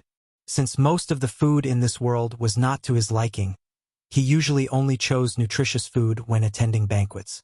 Cultivating qi required a lot of nutrients. He picked a few pieces of World of Warcraft meat and placed them on his plate. A servant carrying a glass of wine walked over with a smile, asking Liszt if he wanted a glass of wine. However, Liszt just shook his head. He would never miss an opportunity to avoid drinking. "Hi!" A woman greeted him from behind. Liszt sighed in his heart. Sure enough, being handsome was troublesome. There would always be moths flying at him. He turned and saw a woman of about 30 years of age, holding a glass of golden champagne.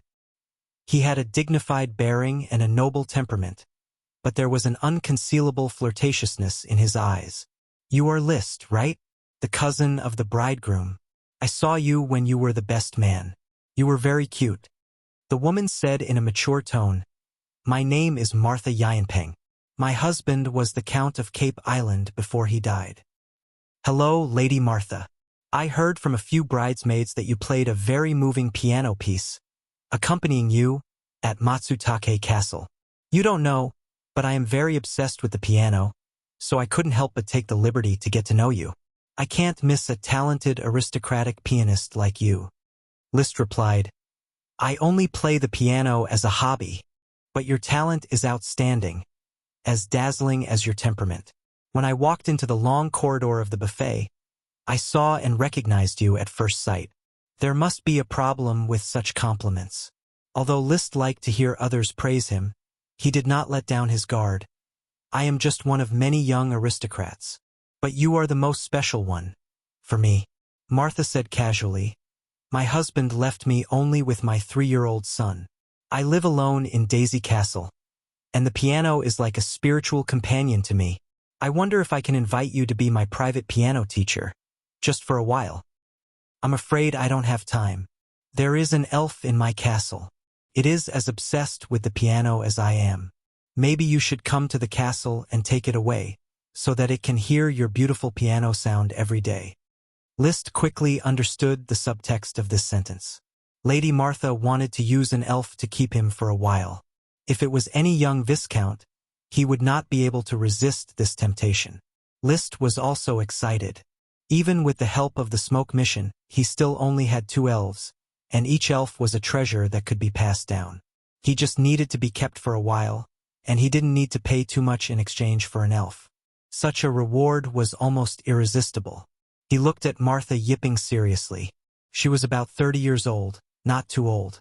Although her makeup was a bit thick, she had a good foundation. She was at least 7 out of 10.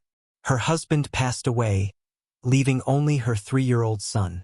The castle belonged to her alone, without the constraints of family members.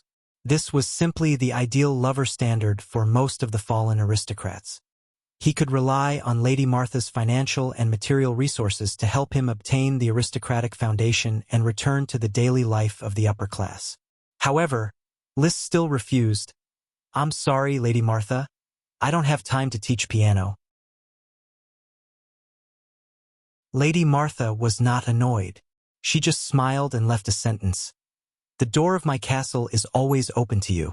As long as you are willing to be my private piano teacher, you can write to Daisy Castle at any time. I will personally welcome you and let you experience the wonderful life in Daisy Castle." After that, she twisted her buttocks and turned away without hesitation. Looking at Lady Martha's back, Liszt inexplicably felt a kind of vanity rise in him. Piano and beauty. I can rely on my face and talent to live a luxurious life in the upper class, but I chose to stay in a remote, barren territory and farm day after day. He constantly worked hard and relied on the help of the smoke mission to cultivate the elf Ella. But as long as he played with a lady for a few months, he could easily get an elf. Thinking of this, he suddenly regretted it. I should have agreed. Before he could catch up and conclude the deal, there was a burst of cheers at the luncheon buffet. It turned out to be Meopel and Angela, who had changed into formal attire and came to attend the luncheon. The two held hands, each holding a glass of red wine, and accepted the blessings and toasts of the crowd. Liszt remembered that he also needed to toast the newlyweds, so he picked up a glass of red wine from the servant's tray and joined the blessings. "Cousin, Her Highness the Princess."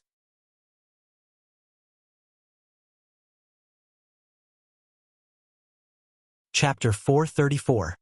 H A O N F Z 5J C S backslash YJR BJ Y H 5. She was not tall, about 1.65 meters tall. When she smiled, there were 2 shallow dimples. She indeed had the appearance of a beauty. Nobility and temperament coexisted. It was just that when Liszt looked at her, his mind kept coming up with some definitions of a social butterfly.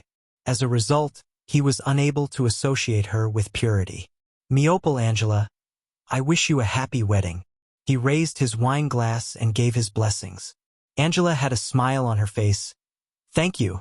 Meopel, who had been in a state of excitement for the past 2 days, smiled and said, "I don't have time to talk with you now. After the luncheon is over and the guests have left, we can have a good chat." All right. Meopel and his wife left, surrounded by the young aristocrats. Liszt, who originally had the thought of looking for Madame Martha to chat, calmed down.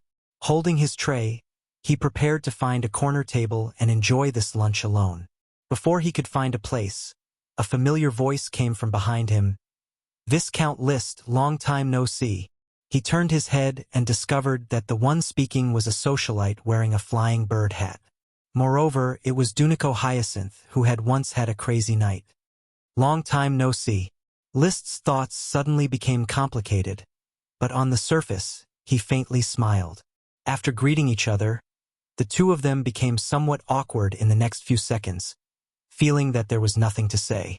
The passionate impulses of that day had already vanished along with the breeze after the letter had been severed. "Thus," Dunico said, "my friend is waiting for me over there." "'S fine, please go ahead." "See each other." After a short conversation, they went their separate ways. After finding a seat, Liszt took a deep breath and inexplicably sighed with emotion. Juniko was the first woman he had ever bid farewell to as a virgin. Although it was only a night of unrestrained passion, with no feelings to speak of, there were always some different thoughts that were deeply engraved in his mind. However, the past was the past. When they met again, it was inevitable that they would fall into the awkwardness of having nothing to talk about. I probably can't learn the unrestrained indulgence of the aristocrats here. He ate the World of Warcraft meat, but his heart was incompatible with the banquet. For most of the aristocrats, attending a wedding was more like socializing. And he really just came to attend a wedding. He looked around. The aristocrats were gathered in twos and threes, chatting and chatting. They were so busy that they didn't even have time to eat barbecue. He also saw his brother, Levis, holding a glass of wine and laughing like the others. List his sister, Lavera. Laver. Laver. Laver. Laver. Laver. Laver. Hi. Lalver. Joe. Joe. Joe. Everyone. Joe. Joe. Jot. Joss. Joanna didn't notice anything. Everyone is eager to socialize, but you're the only one thinking about lunch? For a night, breakfast, lunch, and dinner must be taken seriously, especially for a knight like me who is in the ascending stage of cultivation. Really? You are really different from others. You are worthy of being the piano genius who wrote Accompanying You. You know, I appreciate you very much. Liszt said perfunctorily. I'm honored. Joanna leaned closer, licked her seductive red lips, and said, in fact, I want to appreciate you up close, very close. Sorry, I don't understand. After hugging his little daughter in the afternoon, the Grand Duke left Red Crab Island with a large number of aristocrats. The lively Longtaro Castle quickly quieted down. After one night, Liszt's family also declined to stay and left. We should stay for 2 more days. Tomorrow is my birthday, and I hope to invite the little princess to my birthday party. On the road, Levis sighed with reluctance. Meopel is newly married, so he should give them time to get along. You also need to prepare for your marriage with Loria, the Count said while riding on his horse. Liszt also rode the chocobo Loki, unhurriedly following the procession. Aristocrats should travel by carriage, but everyone liked to ride and rely on the galloping wind to cool off the heat. Therefore, only Madame Marie, Lavera, and Lytton were sitting in the carriage. Not long after, the Count suddenly looked at Liszt. Liszt, why aren't you talking? What? The absent-minded Liszt recovered. I was just thinking about something. Father, brother, what were you talking about? We were talking about your piano. At the dinner party, you played Accompanying You. Even the little princess was full of praise for it. Her girlfriend's eyes were spewing fire, as if they wanted to eat you.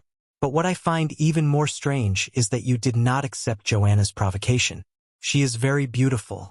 Levis looked at Liszt with eyes full of concern and concern for the mentally retarded. I have already said that now is a period of rising cultivation. I have to devote all my energy to cultivating qi. Moreover, I have a hunch that I will advance to the Sky Knight realm 1 step ahead of you. How long have you been taking medicine for? You want to surpass me? I have already figured out the most suitable way to take medicine. Moreover, I have my own set of experiences in cultivation, and my physical talent is gradually emerging. Brother, if you continue to indulge in worldly pleasures, you are doomed to not catch up with my footsteps. Liszt looked at the sky at a 45-degree angle. The sun's rays sprinkled on him, as if plated him with a layer of robe. Levis was speechless. Are you really confident that you can advance to the Sky Knight realm faster than me? He didn't believe it in his heart, but Liszt didn't give him the feeling that he was talking big. Moreover, although Liszt sometimes forced a dry humor, he always spoke with substance. The Count also looked over. Liszt didn't lower his head. He still maintained a 45-degree angle to the sky.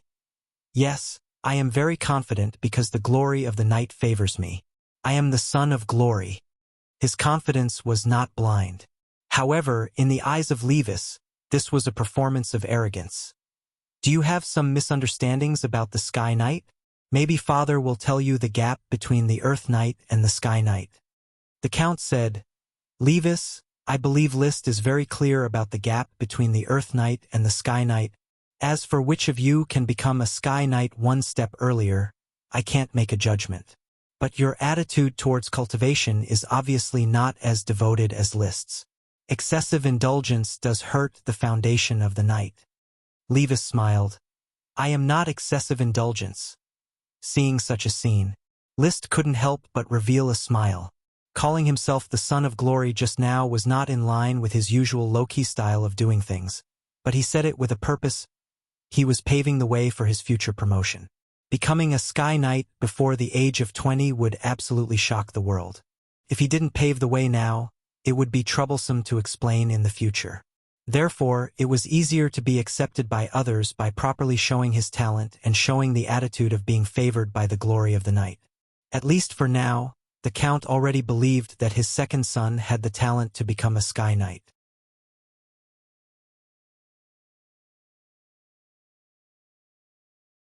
Chapter 435. Q and Smiley face V 0 O 9 F Q. The next afternoon, he returned to Tulip Castle and held another banquet. List also rested for the night in Tulip Castle before returning to the Flower Town. However, he could not stay idle after returning to the Flower Town this time. Levis's wedding was about to be organized. In the Long Taro Castle, Lee William and Marquis Roderick's only son, Roger Goldenotes, had communicated and set the wedding date for September 12th. The development order was also about to arrive. The Steel Ridge Kingdom would definitely send a mission to the Blue Dragon Island to determine the date of war with the Eagle Kingdom. Speaking of which, it was strange. Almost every year during the autumn harvest, a large-scale conflict would break out between the two kingdoms and last for several hundred years. In addition to the feud, another reason was probably the promotion of the Knight system. Without war, how could they make a fortune? Without war, how could they ease the contradictions between the old and new aristocrats? Without war, how could they redistribute wealth? Without war, how could they vent their exuberant energy? The painstakingly cultivated to become an Earth Knight, and even a Sky Knight in order to go to the battlefield and make a name for themselves. On the way back, List was a bit upset. Levis's birthday gift is easy to get rid of, but his wedding gift is definitely not inferior to the gift given to Meopel, although the Knight Squad has 2 Earth Knights, but now that the construction of the fief is in full swing, it is really not suitable to transfer a knight to participate in the war. Knights could fight on horseback and govern when dismounted. They were the cornerstone of the knight system, because only a knight could enjoy complete knowledge, especially a knight of aristocratic origin. Without knowledge to expand their thinking, it was very difficult to be competent for management positions. Now that the port town and the flower town lacked officials, especially those who could preside over the great battle, the Earth Knight could barely maintain the management of the fief. If they were all taken away, it would seriously affect the construction. However, if I plan to participate in the war, it is impossible not to bring a knight squad. For the sake of the serfs, I still have to get ready and set out. Fortunately, I can plunder resources. I can bring Dosen and the 8 little ones to the battlefield. After tearing down a few castles, I should be able to gather enough money to buy serfs. During the Battle of Ironhoof Island, the Grand Duke forbade plundering resources. Expansion orders, on the other hand, were mainly used to plunder resources. They only had to pay taxes to the Grand Duke, so expansion orders were definitely more cost-effective. On the road, he summoned the smoke mission again. Mission: resurrected fire dragon bones. Have you forgotten? Dry dragon bones need to be moisturized by magic. Only in this way can the results you desire. Please organize the serfs to mine 10 tons of volcanic glass. Reward: the agitation of the rubber worm. There was no change. 10 tons of volcanic glass was not enough. When he returned to the flower town, he found that Gort was waiting there. Sir, in the process of developing Black Horse Island, there is a neglected problem that needs to be solved urgently. He said, We only have 2 sailboats, the Flowers and the Thorns, but Black Horse Island is still unable to produce food. Transporting food alone takes up most of the transportation capacity of both ships. This is a problem. Has the Flower Town's office's finances increased recently? List turned to ask Isaiah. With the completion of the flower brew on Red Crab Island, the revenue has increased significantly, but it needs to be paid to Tulip Castle to repay the debt. The scale of the flower soap has never been able to continue to expand, and the supply of raw materials is insufficient. Therefore, the current revenue growth of the office is not obvious. I see. Sir, the revenue from the flower brew has increased. Do you think it is possible to repay part of it first and keep part of it for territorial expenses? Gort suggested. List rubbed his forehead. I want to do that too, but Tulip Castle is now facing a gold coin crisis. My brother is about to get married and needs a lot of gold coins for the wedding. My father has decided to add a tax to tide over this crisis. Tulip Castle was his backing. However, the Tulip Castle was also unable to provide for his endless demands, especially in the face of Levis's wedding. An aristocratic wedding was absolutely an earth-shattering extravagance, requiring a large amount of gold coins. Therefore, every country had a special marriage tax. The lord or the lord's daughter or son is getting married. But what if there is no money? Of course, it is to collect taxes. The pressure of the general's marriage will be passed on to the people of the territory. As for whether the people complain or are happy, it doesn't matter. Now that Tulip Castle has to rely on the marriage tax to raise money, List is embarrassed to borrow money from Tulip Castle. He can only find a way himself. No matter how fast the thorny ironwood can grow, it can't keep up with the speed of felling. No matter how rubber worms can repair rubber trees, rubber can't be cut in large quantities. No matter how popular the flower soap is, ingredients such as animal pancreas are still in short supply. The flower brew can occupy the market, but it still needs time to spread. Basically, the products of the territory can be quickly cashed out, but it still can't fill the gap in the development of Black Horse Island. So after worrying about it, List still had to sell his family property. He sent Gort and Isaiah away, hid in the study, and counted his family property that could be sold. Mithril, jade, crystal, there was not much left. He was really reluctant to sell it. His eyes finally fixed on 3 gems. One was the red blood sword inlaid with a ruby. One was a sapphire magic ring, and the other was a pink gem seized from the Iron Hoof Island campaign. I don't need the red blood sword anymore. Lavera has been coveting it. She certainly won't be willing to sell it for 1,500 gold coins. I'll just sell it for 800 gold coins. She should be able to get it. The sapphire magic ring, as Curtis Truth's phylactery. I don't know if there are any secrets, so don't sell it for the time being. The pink gem can be sold. But then he thought about it. There was a new inspiration. I actually don't need to prepare a lot of gifts for Levis's wedding. I can give him the pink gem. A gem worth 1,000 gold coins is definitely a very powerful gift. The pink gem can be used as a gift. After selling the red blood sword, I can buy 2 second-hand sailboats, which can almost make up for the lack of transportation capacity. The plan was in place. He immediately went to Tulip Castle to look for Lavera. Although she was in theft in Falcon Town, she spent 11 months of the year in Tulip Castle. You want to sell the red blood sword to me? Lavera looked at the travel-worn list and asked in surprise. I'm not selling it to you. I'm selling it for free. It just so happens that I'm short of money, and I thought that sister lacks a good weapon, so I made this decision. Are you short of money now? As you can imagine, in order to infect Black Horse Island, I hardly got any material rewards from the Iron Hoof Island campaign. The development of Black Horse Island has made me a pauper. Coupled with the marriage of Meopal and Levis, my funds are severely depleted. I can only find a way from you. Faced with Levis's predicament, Lavera thought for a moment and said, The red blood sword is a gift from Grandpa. It is very meaningful. I won't take away his expectations, but I can lend you a sum of gold coins. If he could borrow money, List certainly didn't want to sell the red blood sword. It was a very good backup weapon. How many gold coins can you lend me? 500, is that enough?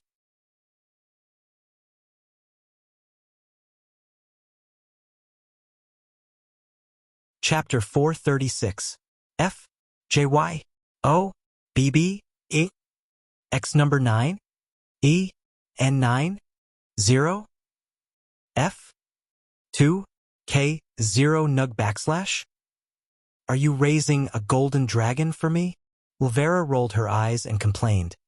Relying on the tulip sprite, 12 sprite worms, and the wealth I accumulated since childhood, I only have 1,000 gold coins. At most, I can lend you 800 gold coins. My Falcon Town hasn't given birth to a sprite worm for a year. Compared to the flourishing Flower Town, Falcon Town, which was supposed to be a wealthy town, didn't show much improvement under her governance. It was because of the tulip sprite that she quickly planted more than 800 mu of black tulip in Falcon Town. She had just reached a certain scale and hadn't reaped much benefits. What made Lavera depressed was that while the Flower Town often gave birth to sprite worms, her Falcon Town hadn't found a single sprite worm for nearly a year. In addition, she also had various expenses and was preparing to cultivate a female knight squad. Therefore, her wealth hadn't accumulated in large amounts. If she had been a male Earth Knight, then with the help of a sprite, she might have had a chance to attack the rank of Viscount. Unfortunately, she was a female. There was no need to go to the battlefield, so there was no point in keeping the gold coins. Lending 800 gold coins was similar to List's expectations for selling the red blood sword. Therefore, he didn't insist. Then lend me 800 gold coins. Lavera said, on my birthday next year, you have to prepare a big gift for me. Of course.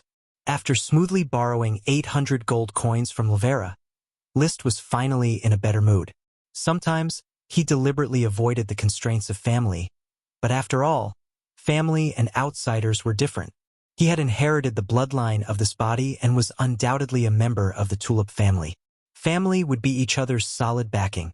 Lavera's 800 gold coins can be repaid after a year and a half. If I am still short on money, maybe I can borrow some more from grandmother. He thought again. In the past, because of his personality and appearance, his grandmother would always vent her resentment towards Melissa on him, and her words were slightly harsh. However, as he performed better and better, his grandmother became gentler and gentler. This was indeed a form of snobbery. However, being born into a noble family, this was inevitable. A good-for-nothing, even if he was the eldest son of the first wife, would still be looked down upon. An outstanding talent, even if he was the illegitimate son, would still be valued. This was because strength was the foundation of a family's continuity. Sitting on the aristocratic chair, List could see it very clearly. He was not a young man. He had the mature mind of an adult. He knew how to let go and be tolerant. He also knew how to live a life of mixed interests and emotions. Even the most loving parents would feel sad when their children failed to live up to their expectations. The only difference was that no matter what, they could not give up the familial ties that were connected by blood. In my grandmother's eyes, my position is probably on par with Levis's. She probably won't refuse to lend me money. Moreover, she must have accumulated a lot of gold coins. Instead of staying in the small castle and letting it rot, why not lend me money to make more money? In the future, I will repay her more. Felt a bit like eating off her grandmother. List felt a little ashamed in his heart. He originally wanted to bury his head in his own territory and minimize his involvement with the family. In the end, he still had to rely on the help of the family. However, it does feel good to have the support of the family. I started the construction of Black Horse Island from scratch. Even with the smoke mission, it will take a lot of time. Now, relying on Lavera's gold coins and grandmother's gold coins, I can maintain a state of rapid development. Somehow, on the way back, he suddenly thought of Martha Yenping. The widowed countess was willing to provide for him for a while at the cost of an elf. If he had just crossed over and his territory was poor, he might not have been able to resist the temptation and directly went to the Daisy Castle to become Lady Martha's servant. As for now, he still needed to have dignity and backbone. Back to Flower Town. Consultant Gort, I'll leave the matter of buying a ship to you. 800 gold coins. Be sure to choose the best old sailboat. Well, choose both cargo ships. He handed the borrowed gold coins to Gort. He paid attention to efficiency. Since there was a shortage of ships, he would buy one immediately without hesitation. Such a style was certainly not refined enough. Without those lords who were good at planning and management, it was more in line with maximizing benefits to split a penny into two. But simple and crude saved more brain and energy, and he didn't have time to work on it. Practicing qi and enjoying life were what he should do on a daily basis. Over the next few days, his life gradually calmed down. Just outside the schedule, he increased the training of the 8 little ones. This year's development order, the 8 little ones and Dosen would be his powerful assistants in plundering resources. Storm, Rockthorn, Poochie. Storm opened his mouth to release magic, and a rockthorn pierced the ground not far away. The 8 little ones were still puppies, but they ate well, drank well, developed quickly, and their magic reserves were already very considerable. With Dosen as their commander, their discipline and obedience had also been greatly improved. The Blizzard Beast Squad was impressively formed, just waiting to be tested on the battlefield. In addition to training the dogs, List still persisted in taking potions, practicing qi, and honing his archery skills. Triple Arrow was already at his fingertips, and Multiple Arrow was in the process of being proficient. Charge! The roar of Defense Officer Rum Winebarrel floated in the night square. Now he was mainly responsible for the night training courses for minor children. Most of these hundreds of children would eventually continue to be serfs, but there would definitely be dozens of children who would seize the opportunity to become List's retainer knight. Among them, the talented ones could even become an Earth Knight and get the opportunity to go to the battlefield to make contributions. However, List's eyes were more focused on another open space in the Night Square, where a newly recruited Earth Knight was training Maggie and Emily. Maggie's talent was average, and at most, she would stop at an Earth Knight. However, Emily's talent was very strong, and the qi in her body was already very abundant. List had no doubt that she would become an Earth Knight within half a year. This talent, I am jealous. The predecessor was a good-for-nothing. He had so many resources accumulated by his family, but he did not become an Earth Knight before he reached adulthood. Emily has only been training for half a year, and there are already signs of a breakthrough. The future of my female knight is limitless. Thinking of this, he couldn't help but order his valet, Thomas, remember to tell Mr. Carter and Mrs. Morrison to send Emily a piece of World of Warcraft meat and a glass of high-quality milk every day. High-quality milk was dragon milk, which was very abundant, and List could not drink it all by himself. Yes, master. With World of Warcraft meat and dragon milk to improve nutrition, Emily's training resources were definitely not worse than the average noble child. List watched as she meticulously completed all kinds of movements. Her little face was red from the sun, and sweat continuously flowed down her cheeks. But she did not complain about being tired, nor did she slack off. He couldn't help but fantasize. When Emily grows up, she might be able to replace the old Marcus and become my chief knight, charging and breaking through enemy lines for me.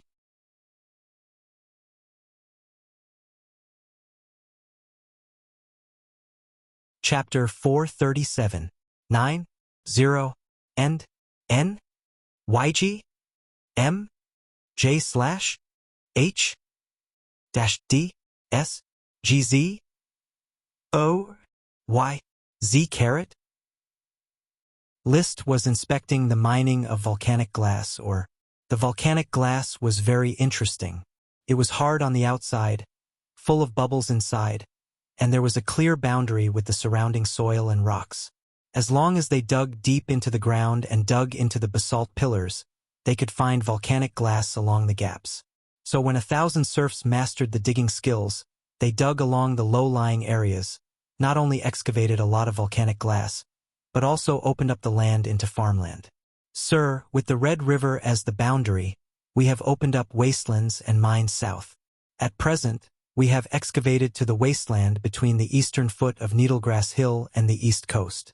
The reclaimed wasteland has been sown with soybeans and peas. The seed production rate may not be very high, and the yield may be very low. Blair, the Port Town Administrative Officer, reported. Mining, reclamation, and sowing. This was the construction plan guided by List. Among them, he chose soybeans and peas because the roots of legumes could reproduce rhizobia. He had observed that the legumes of this world still had rhizobia growing, but it was not too obvious. Among them, soybeans, peas, and peanuts were not only stable in variety, but also had a large number of rhizobia. Moreover, alfalfa also had rhizobia, which may be one of the reasons why it was a high-quality pasture. Therefore, he decided to plant a large number of legumes and alfalfa in the early reclamation process of Black Horse Island to fertilize the fields and provide organic nitrogen to the soil. It doesn't matter if the seed production rate is low or the yield is low, as long as the harvest can subsidize our investment in sowing. Farmland needs constant domestication to mature. The sooner we domesticate it, the sooner it can give us back. Liszt said with a smile. Only he understood the benefits of rhizobia.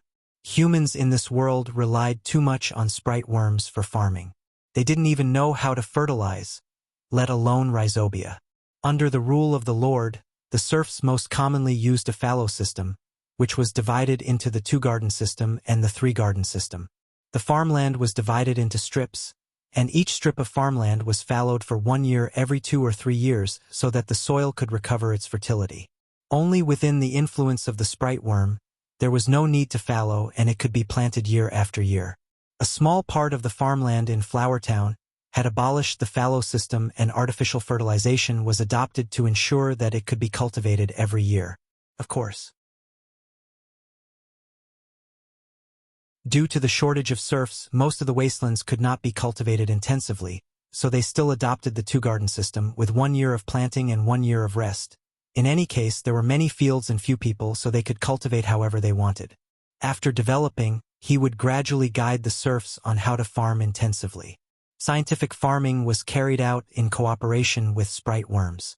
As for the farmland reclaimed on Black Horse Island, it is enough to grow some beans without losing money. After inspecting the work site, he said to Blair, "Organize the serfs to transport all the volcanic glass to the boneyard and place it in the middle of the 5 big bones." He was ready to collect the magic of the fire dragon.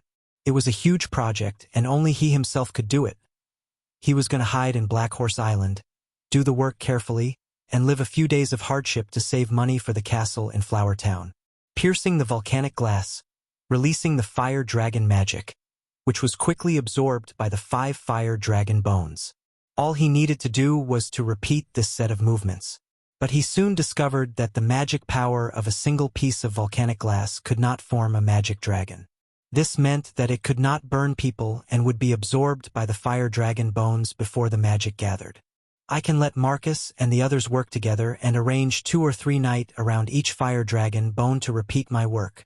With this in mind, he could not help but immediately organize the knight to come to work. A trainee knight could do the work. He walked with his hands behind his back in the boneyard, casting his magic eyes and watching the fiery red magic constantly converging on the fire dragon bones, lighting up the vein-like veins, and then calming down, until August 25th. Finally, the smoke mission changed. Mission completed. Reward, the agitation of the rubber worm. 10 tons of volcanic glass was not difficult to mine, and half a month was enough. The reward for the smoke mission was quickly issued. But when Liszt took out the rubber worm triplets that he carried with him, the 3 little guys didn't seem to react. He stared for a while. Still no movement. This made him a little embarrassed. "You guys are getting agitated." The rubber worm heard the call in Liszt's heart and moved, but it was still far from agitation. He could only put down the triplets and pay attention to the new smoke mission. Mission. 10 tons of volcanic glass has been mined, and the magic of the fire dragon has surfaced. This is the source of urgent need for the dry dragon bones. Please inject all magic into the fire dragon bones to nourish the revived fire dragon bones. Reward: conches that produce pink pearls. Conches that produce pink pearls? Conches can also produce pearls. Liszt was surprised. He only knew that shells could produce pearls. Whether it was a pearl oyster or a giant clam, they were all a kind of shell.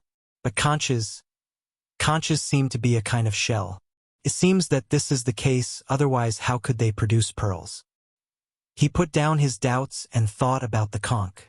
Conches were often picked up on the beach of Flower Town. The serfs of the oyster settlement also presented a few very beautiful conch shells to the castle as decorations. So, did the conch that can produce pink pearls appear on the beach of Flower Town or on the beach of Black Horse Island? It was now midsummer, and both Flower Town and Port Town had organized many serfs to fish for seafood at the seaside. In Flower Town's oyster settlement, there was also a group of professional fishermen rowing dinghies to dive offshore to catch seafood. The fishing industry had flourished in List's territory. He called Gort, Consultant Gort. You inform all the serfs fishing for seafood to pay attention to searching for conches, especially to check if there are pearls in the conches. Pearls? Gort opened his eyes, puzzled. Sir, what do conches have to do with pearls? I recently read a book about a magician who found pearls with magical effects in a conch picked up by the sea. In short, pay more attention to this matter. List casually found an excuse to send Gort away. The authority of the Lord made it so that he did not need to desperately find excuses to cover up his actions. Gort was accustomed to List's style, so he stopped asking questions and just went about his business. He understood that List was favored by the glory of the night. If conches have pearls, then conches have a high probability of having pearls. For the next 2 days, List remained on Black Horse Island, supervising the release of the fire dragon magic through volcanic glass. When all 10 tons of volcanic glass were released, he ordered the remaining volcanic glass to be stored and no longer released fire dragon magic. These fire dragon magic were treasures. There was no need to be extravagant and wasteful. At this time, the smoke mission was called.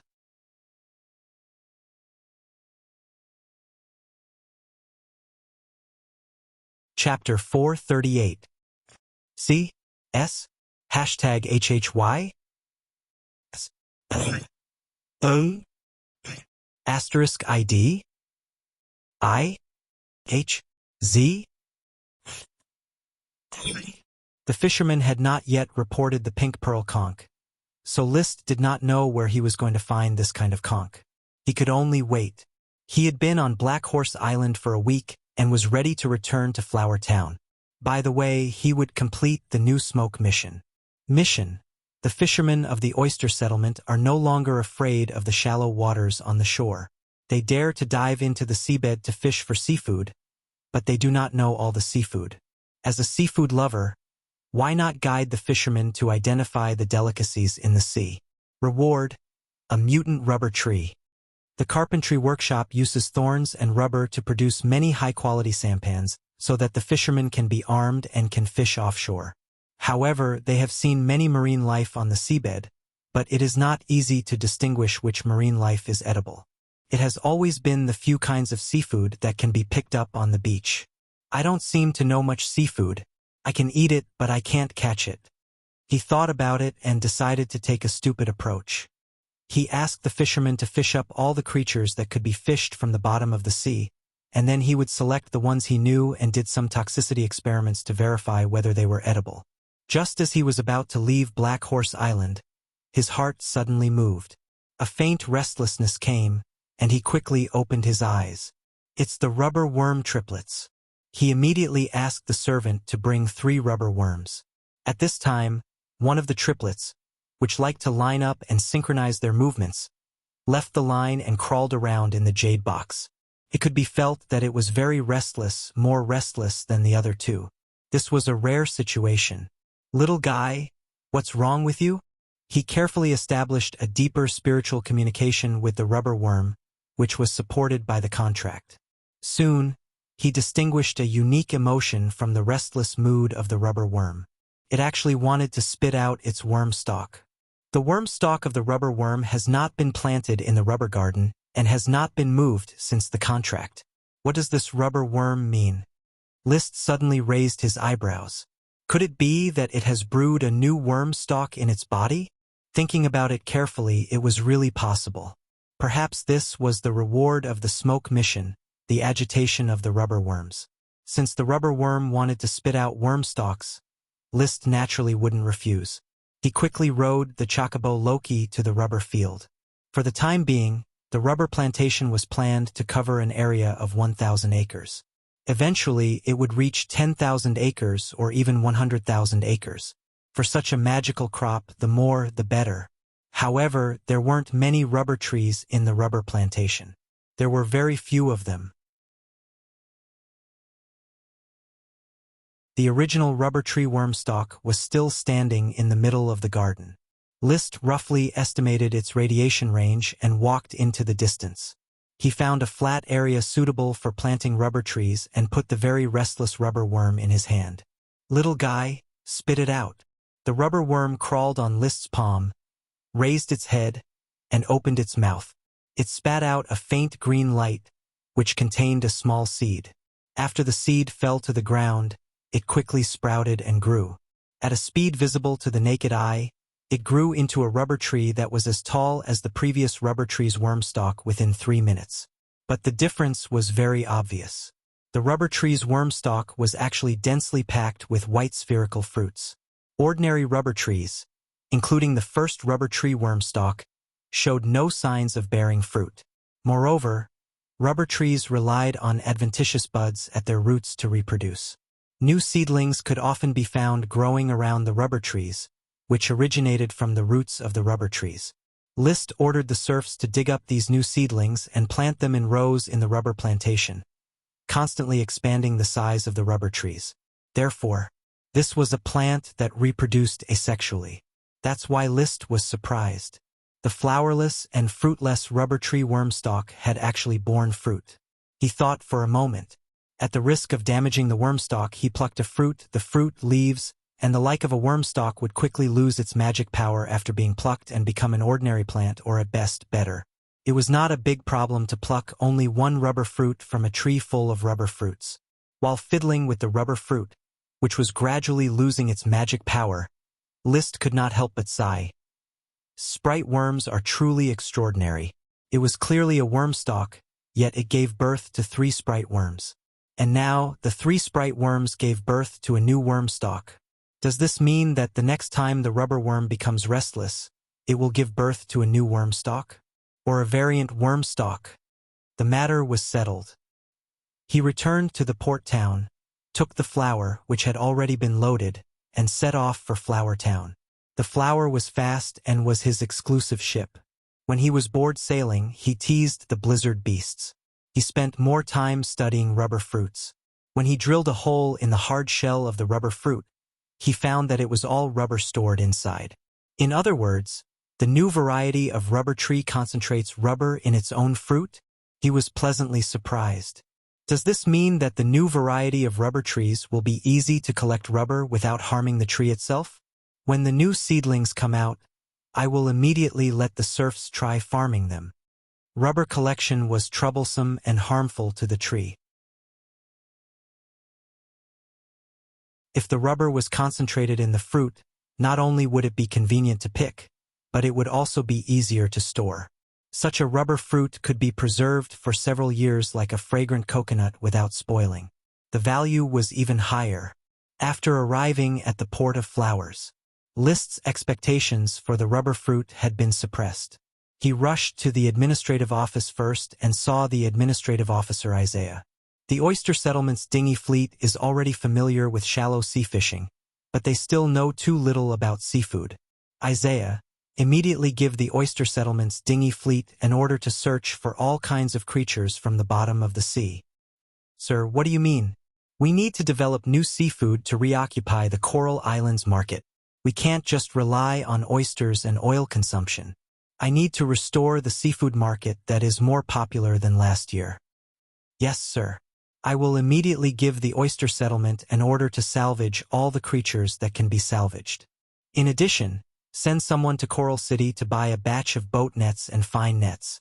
There should be schools of fish in the sea near Flower Town. You can try to catch them. At present, the seafood fished in Flower Town consisted of some shellfish, mollusks, and shrimp and crabs. There were very few fishes. However, the sea was definitely filled with all kinds of fishes. Liszt would not let go of such a resource. If everything went smoothly with this year's development order, he would definitely bring back tens of thousands of serfs. As such, there would definitely not be enough food. He could only use fish mixed with grains to fill the serfs' stomachs. I see, Isaiah replied and then added, Sir, there is a new discovery in the cornfield that you had me pay attention to. Oh, what discovery? A newly discovered piece of mutated corngrass with fat stems and leaves and equally fat ears can be directly pinched to produce thick oil. It tastes very fragrant, very much like the butter we eat. Liszt raised his eyebrows again. Without a doubt.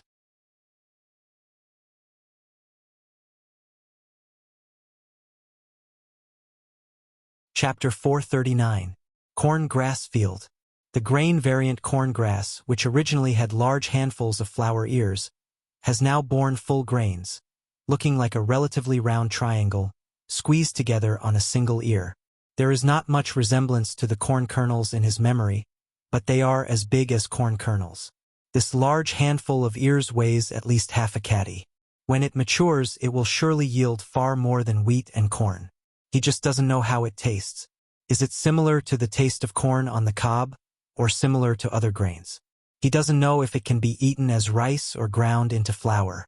Not far from the grain variant corngrass, Liszt saw the oily variant corngrass. The fat stems and leaves are not very conspicuous in the ordinary corn grass, but its ears are very conspicuous. The ears of ordinary corn grass are dry and shriveled, but this ear is unusually fat, and the tender green shell seems transparent, and it can be clearly felt that it contains a lot of oil. Pinching it, sure enough, there is oil in his hand. This is an unripe ear. When it matures, he doesn't know what the oil in the fruit looks like. They are all very valuable mutations. Liszt's evaluation of the grain and the oily variant corngrass was good, slowly diluting his desire for corn on the cob.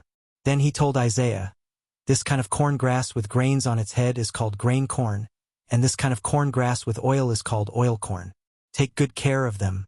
When they mature, we can study their usability and prepare to plant them on a large scale. Yes, my lord. After identifying grain corn and oil corn, Liszt cast magic eyes and circled the cornfield, finding no signs of magic. Liszt returned to the castle and enjoyed a sumptuous dinner. At the end of the dinner, he went to the seaside villa to chat with Achi for a while. During this week's trip to Black Horse Island, he met with Achi twice at the seaside, mainly to let her command the mangrove sprite to help the mangrove forest at the mouth of the Red River stabilize its roots. The magic of the sprite is still very strong. Achi, who has now been promoted to a water mage, is obviously much more cheerful and lively than when she was immersed in magic. After blowing the horn, she quickly swam from the sea, her blue hair swinging, like a waterfall falling in front of her eyes. Brother, Achi fought a sea monster today. What? It's a sea monster. A big conch that can release water whirlpools. It tried to sneak attack Achi, but it couldn't defeat Achi. Conch? Sea monster? Liszt's inspiration bloomed on the spot, but he still chose to play it safe. Are you okay? I'm fine. Achi is a water archmage. It's just a low-level sea monster, so it definitely couldn't beat Achi. Achi beat it until it hid in the crevices of the rocks. Achi said with a smile. She was quite happy that she was able to defeat a low-level sea monster. Actually, with her current strength, she could even barely fight against the Gurumita that had already turned into organic fertilizer. Then, Liszt began to ask about the low-level sea monster, the conch. According to Achi's description, this was a large conch the size of a wash basin, with a yellowish-white shell. It liked to walk on the rocks at the bottom of the sea, and it could release ordinary magic water whirlpools, using this magic to catch small fish and shrimps. It turned out to be a carnivorous predator. Putting all this information together, Liszt roughly understood that this was a conch that could produce pink pearls. He couldn't help but ask, Achi, can you catch it? Brother, do you want this big conch? Yes. Then Achi will go catch it now and give it to my elder brother. Oh, my elder brother said that human knights need the meat of magical beasts to cultivate. In that case, Achi will often look for sea monsters and catch them for my elder brother to eat. In this way, my elder brother will be able to become a sky knight sooner. What a considerate little fairy. Liszt ruffled her blue hair with all his might. Achi, you understand me. Hee. Then I'll go catch a big conch. Don't worry, go catch it tomorrow. It's already night now. The sea must be very dark. Achi can see, and Achi swims very fast. Brother, wait for Achi. Achi will be back soon. Let Nami play with brother. Achi put Nami on the table, then turned around and left the Seaview Villa to catch the low-level sea monster big conch. List could only shake his head helplessly, and then began to tease Nami. He took out a candy wrapped in hemp leaves, peeled it, and handed it to the little fairy. Peanut nougat? Flower Town's new product? Do you know about it? Chirp. Nami tilted her head and looked at the peanut nougat. Next, she walked over to the nougat, sniffed the nougat, hugged the nougat with both hands, and took a bite. Although she was only the size of a palm, her teeth were very good. With a crunch, she bit off a small piece of nougat and chewed vigorously. Then she shouted excitedly, "Chirp, chirp, chirp. Is it delicious?" Squeak! Nami held the nougat in her arms and ate happily. List looked at the beautiful little creature with a smile and said softly, "After eating and drinking, don't forget to work for me. The mangroves of Mangrove Island are growing well and no longer need the cordyceps to affect them. When the mangroves of Red Estuary grow, move the cordyceps there and develop the mangroves of Red Estuary for me." Without a contract, communication between him and Nami was hindered. Therefore, Nami could not understand what he was saying. She just hugged the nougat and ate it, and from time to time raised her head and called out to List, "Chirp." When the nougat was finished, List took out another one. After Nami took it, she did not eat it immediately. Instead, she wrapped the hemp leaves again, hugged the nougat, and stuffed it into the drawer of the cabinet.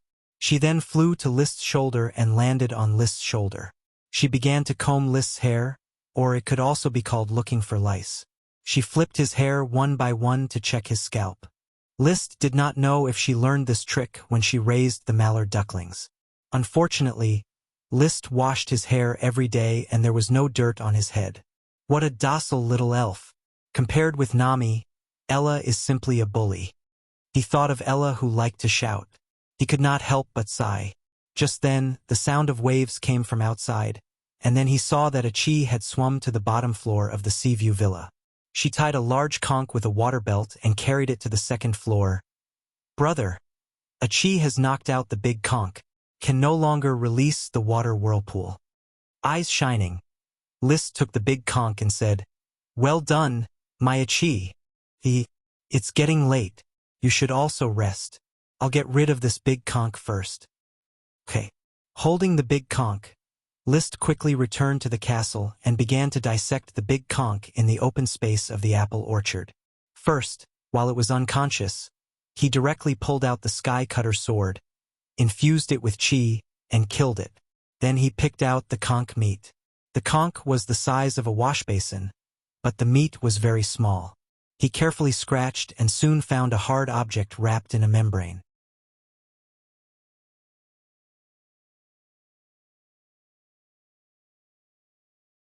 Chapter 440.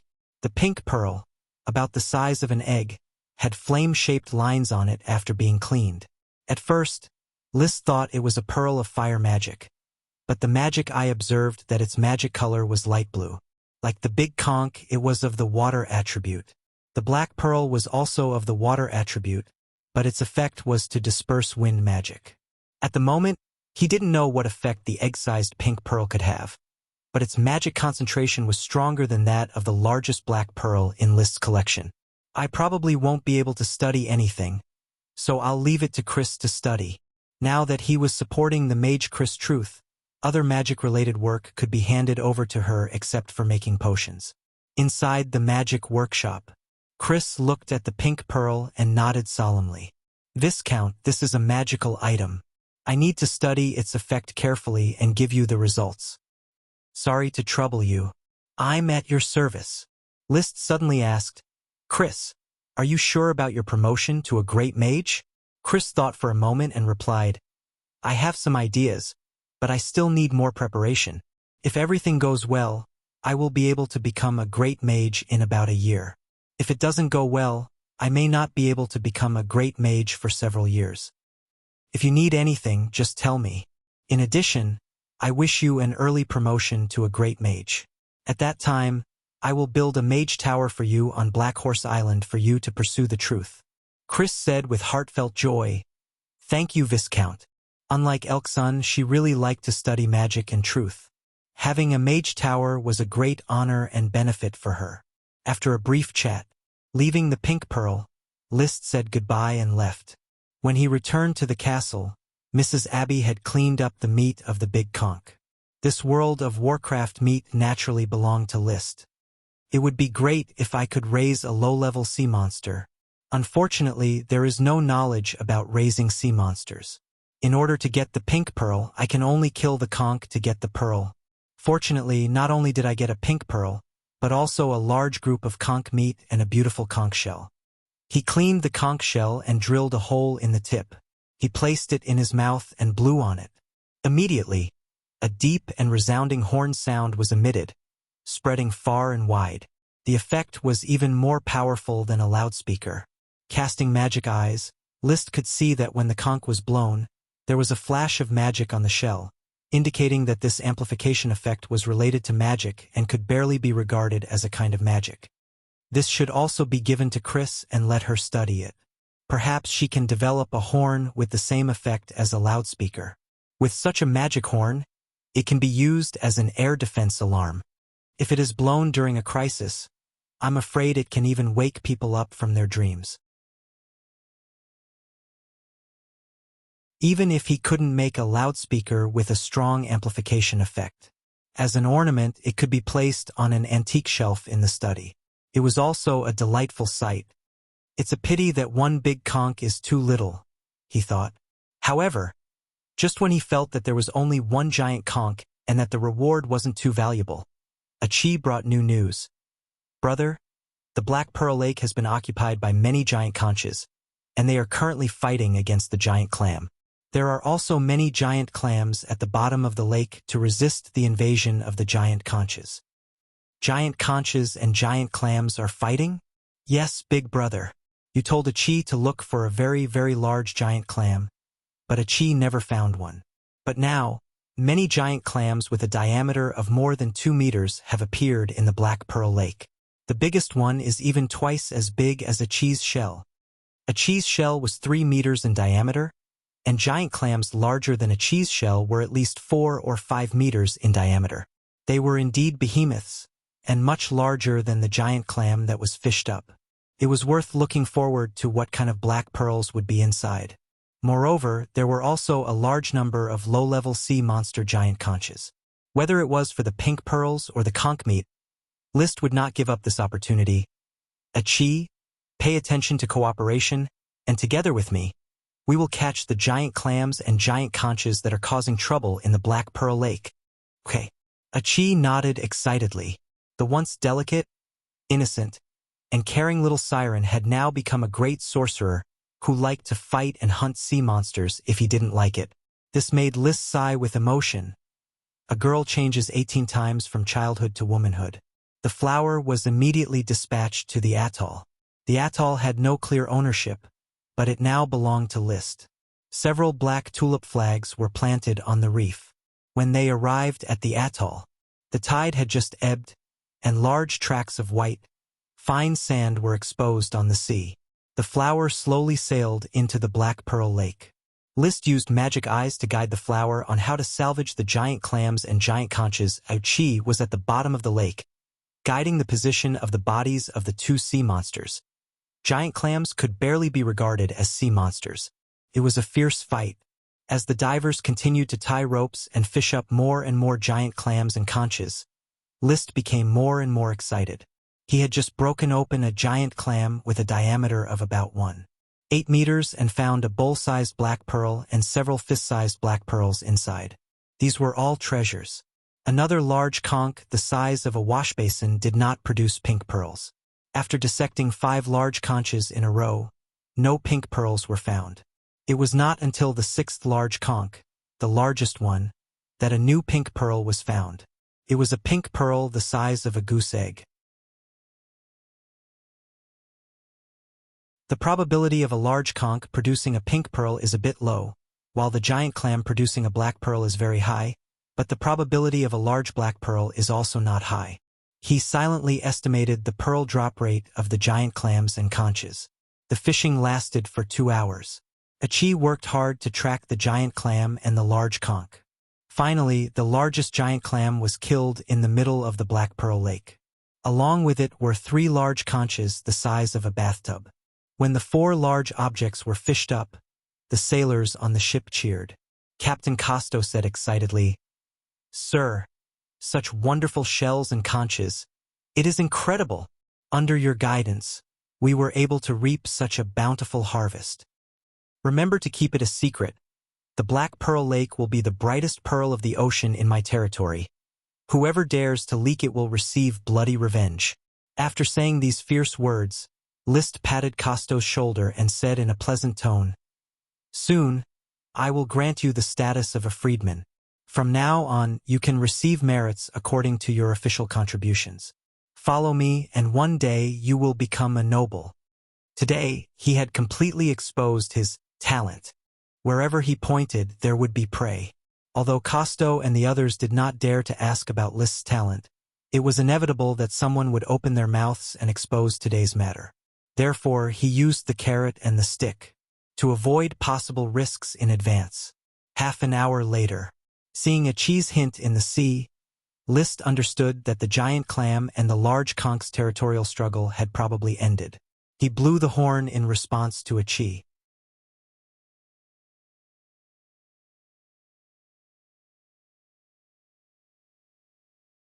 Chapter 441. The flowers, carrying the heavy giant clams and conches, returned to the flower port. When it was time to count the harvest, Liszt could not help but feel emotional as he watched the dock workers carry the huge seashells down. He had always had the desire to manage the atoll and the Black Pearl Lake, but he lacked manpower. He couldn't even develop Black Horse Island, let alone the Black Pearl Lake. However, with the Siren Achi, he could harvest so many shells in one trip to the sea. Moreover, the sea monster could produce black and pink pearls. 2 or 3 trips a year are basically enough. The giant clams and conches grew very slowly, and there was no way to overharvest them. Moreover, the large giant clams and conches seemed to be hiding in the waters around the Black Pearl Lake. It was rare to see them fighting for territory in the Black Pearl Lake, allowing Achi to happily take advantage of them. "Sir, what should we do with these seafood?" A knight who served as a dock official came to inquire. He was Liszt's former classmate, the second son of a small aristocrat. Liszt said directly, "Leave the big conches to the castle. Collect the giant clam's black pearls and give them to the castle. As for the meat, put it in the seafood market. Half of it will be given to the Thorns caravan to sell, and the other half will be sold at a low price for Flower Town and the Port Town to consume." Whether it was Flower Town or the Port Town, apart from wheat and other food that needed to be purchased, the price of other seafood such as seafood was very low. Even serfs could afford to eat seafood every day.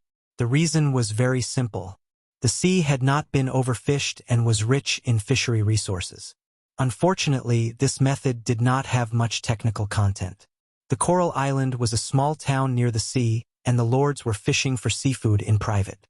They either ate it in their own territory or secretly sold it to the surrounding towns.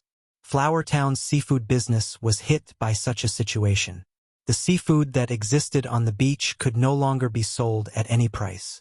That was why he now asked the oyster settlement's residents to move offshore and dive to catch other seafood, replacing the beach seafood with shallow water seafood.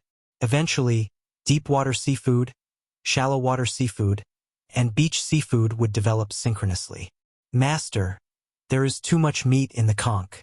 I'm afraid we won't be able to finish it, and it's not easy to store it. There is not much ice in the ice house, so there is no way to keep the seafood fresh."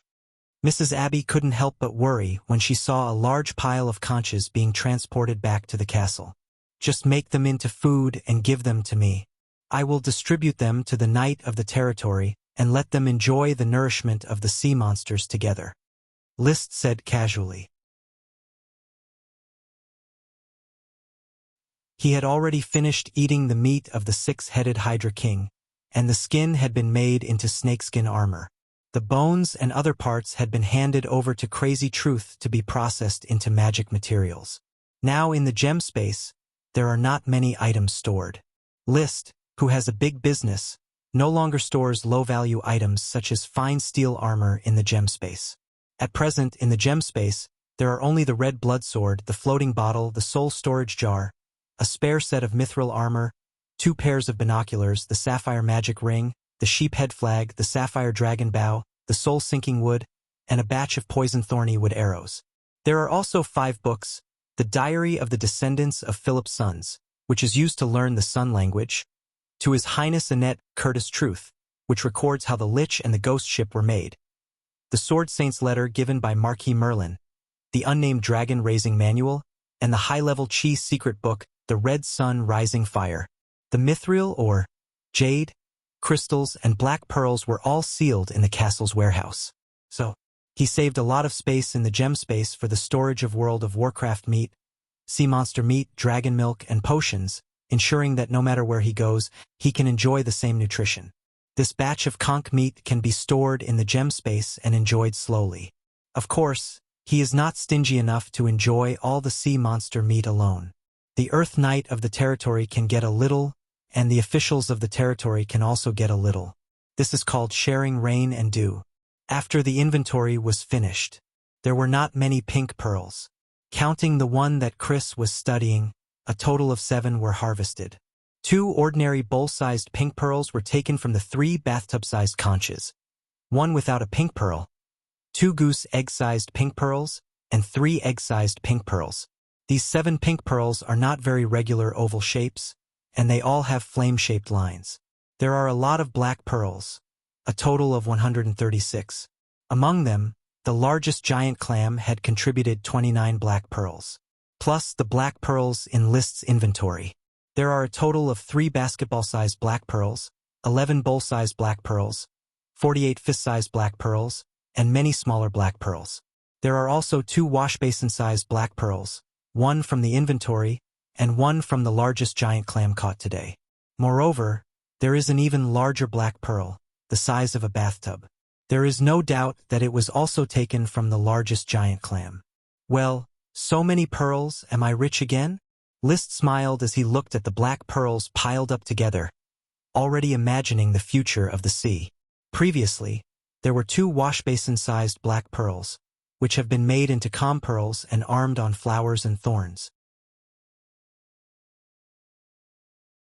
Although there is no strong storm between Black Horse Island and Coral Island, occasionally when there is strong convective weather, the activation of the calm pearls can greatly reduce the shaking of the ship and safely survive the storm. This bathtub must be used on my flagship in the future.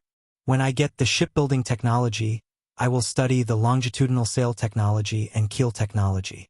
Relying on rubber and thorn wood, I will definitely be able to build a super luxurious multi-masted sailboat. Yes, maybe I can study magic power. Black pearls can dispel wind, attribute magic, even ordinary wind. So can reverse research, can I develop a magic array that can stimulate wind?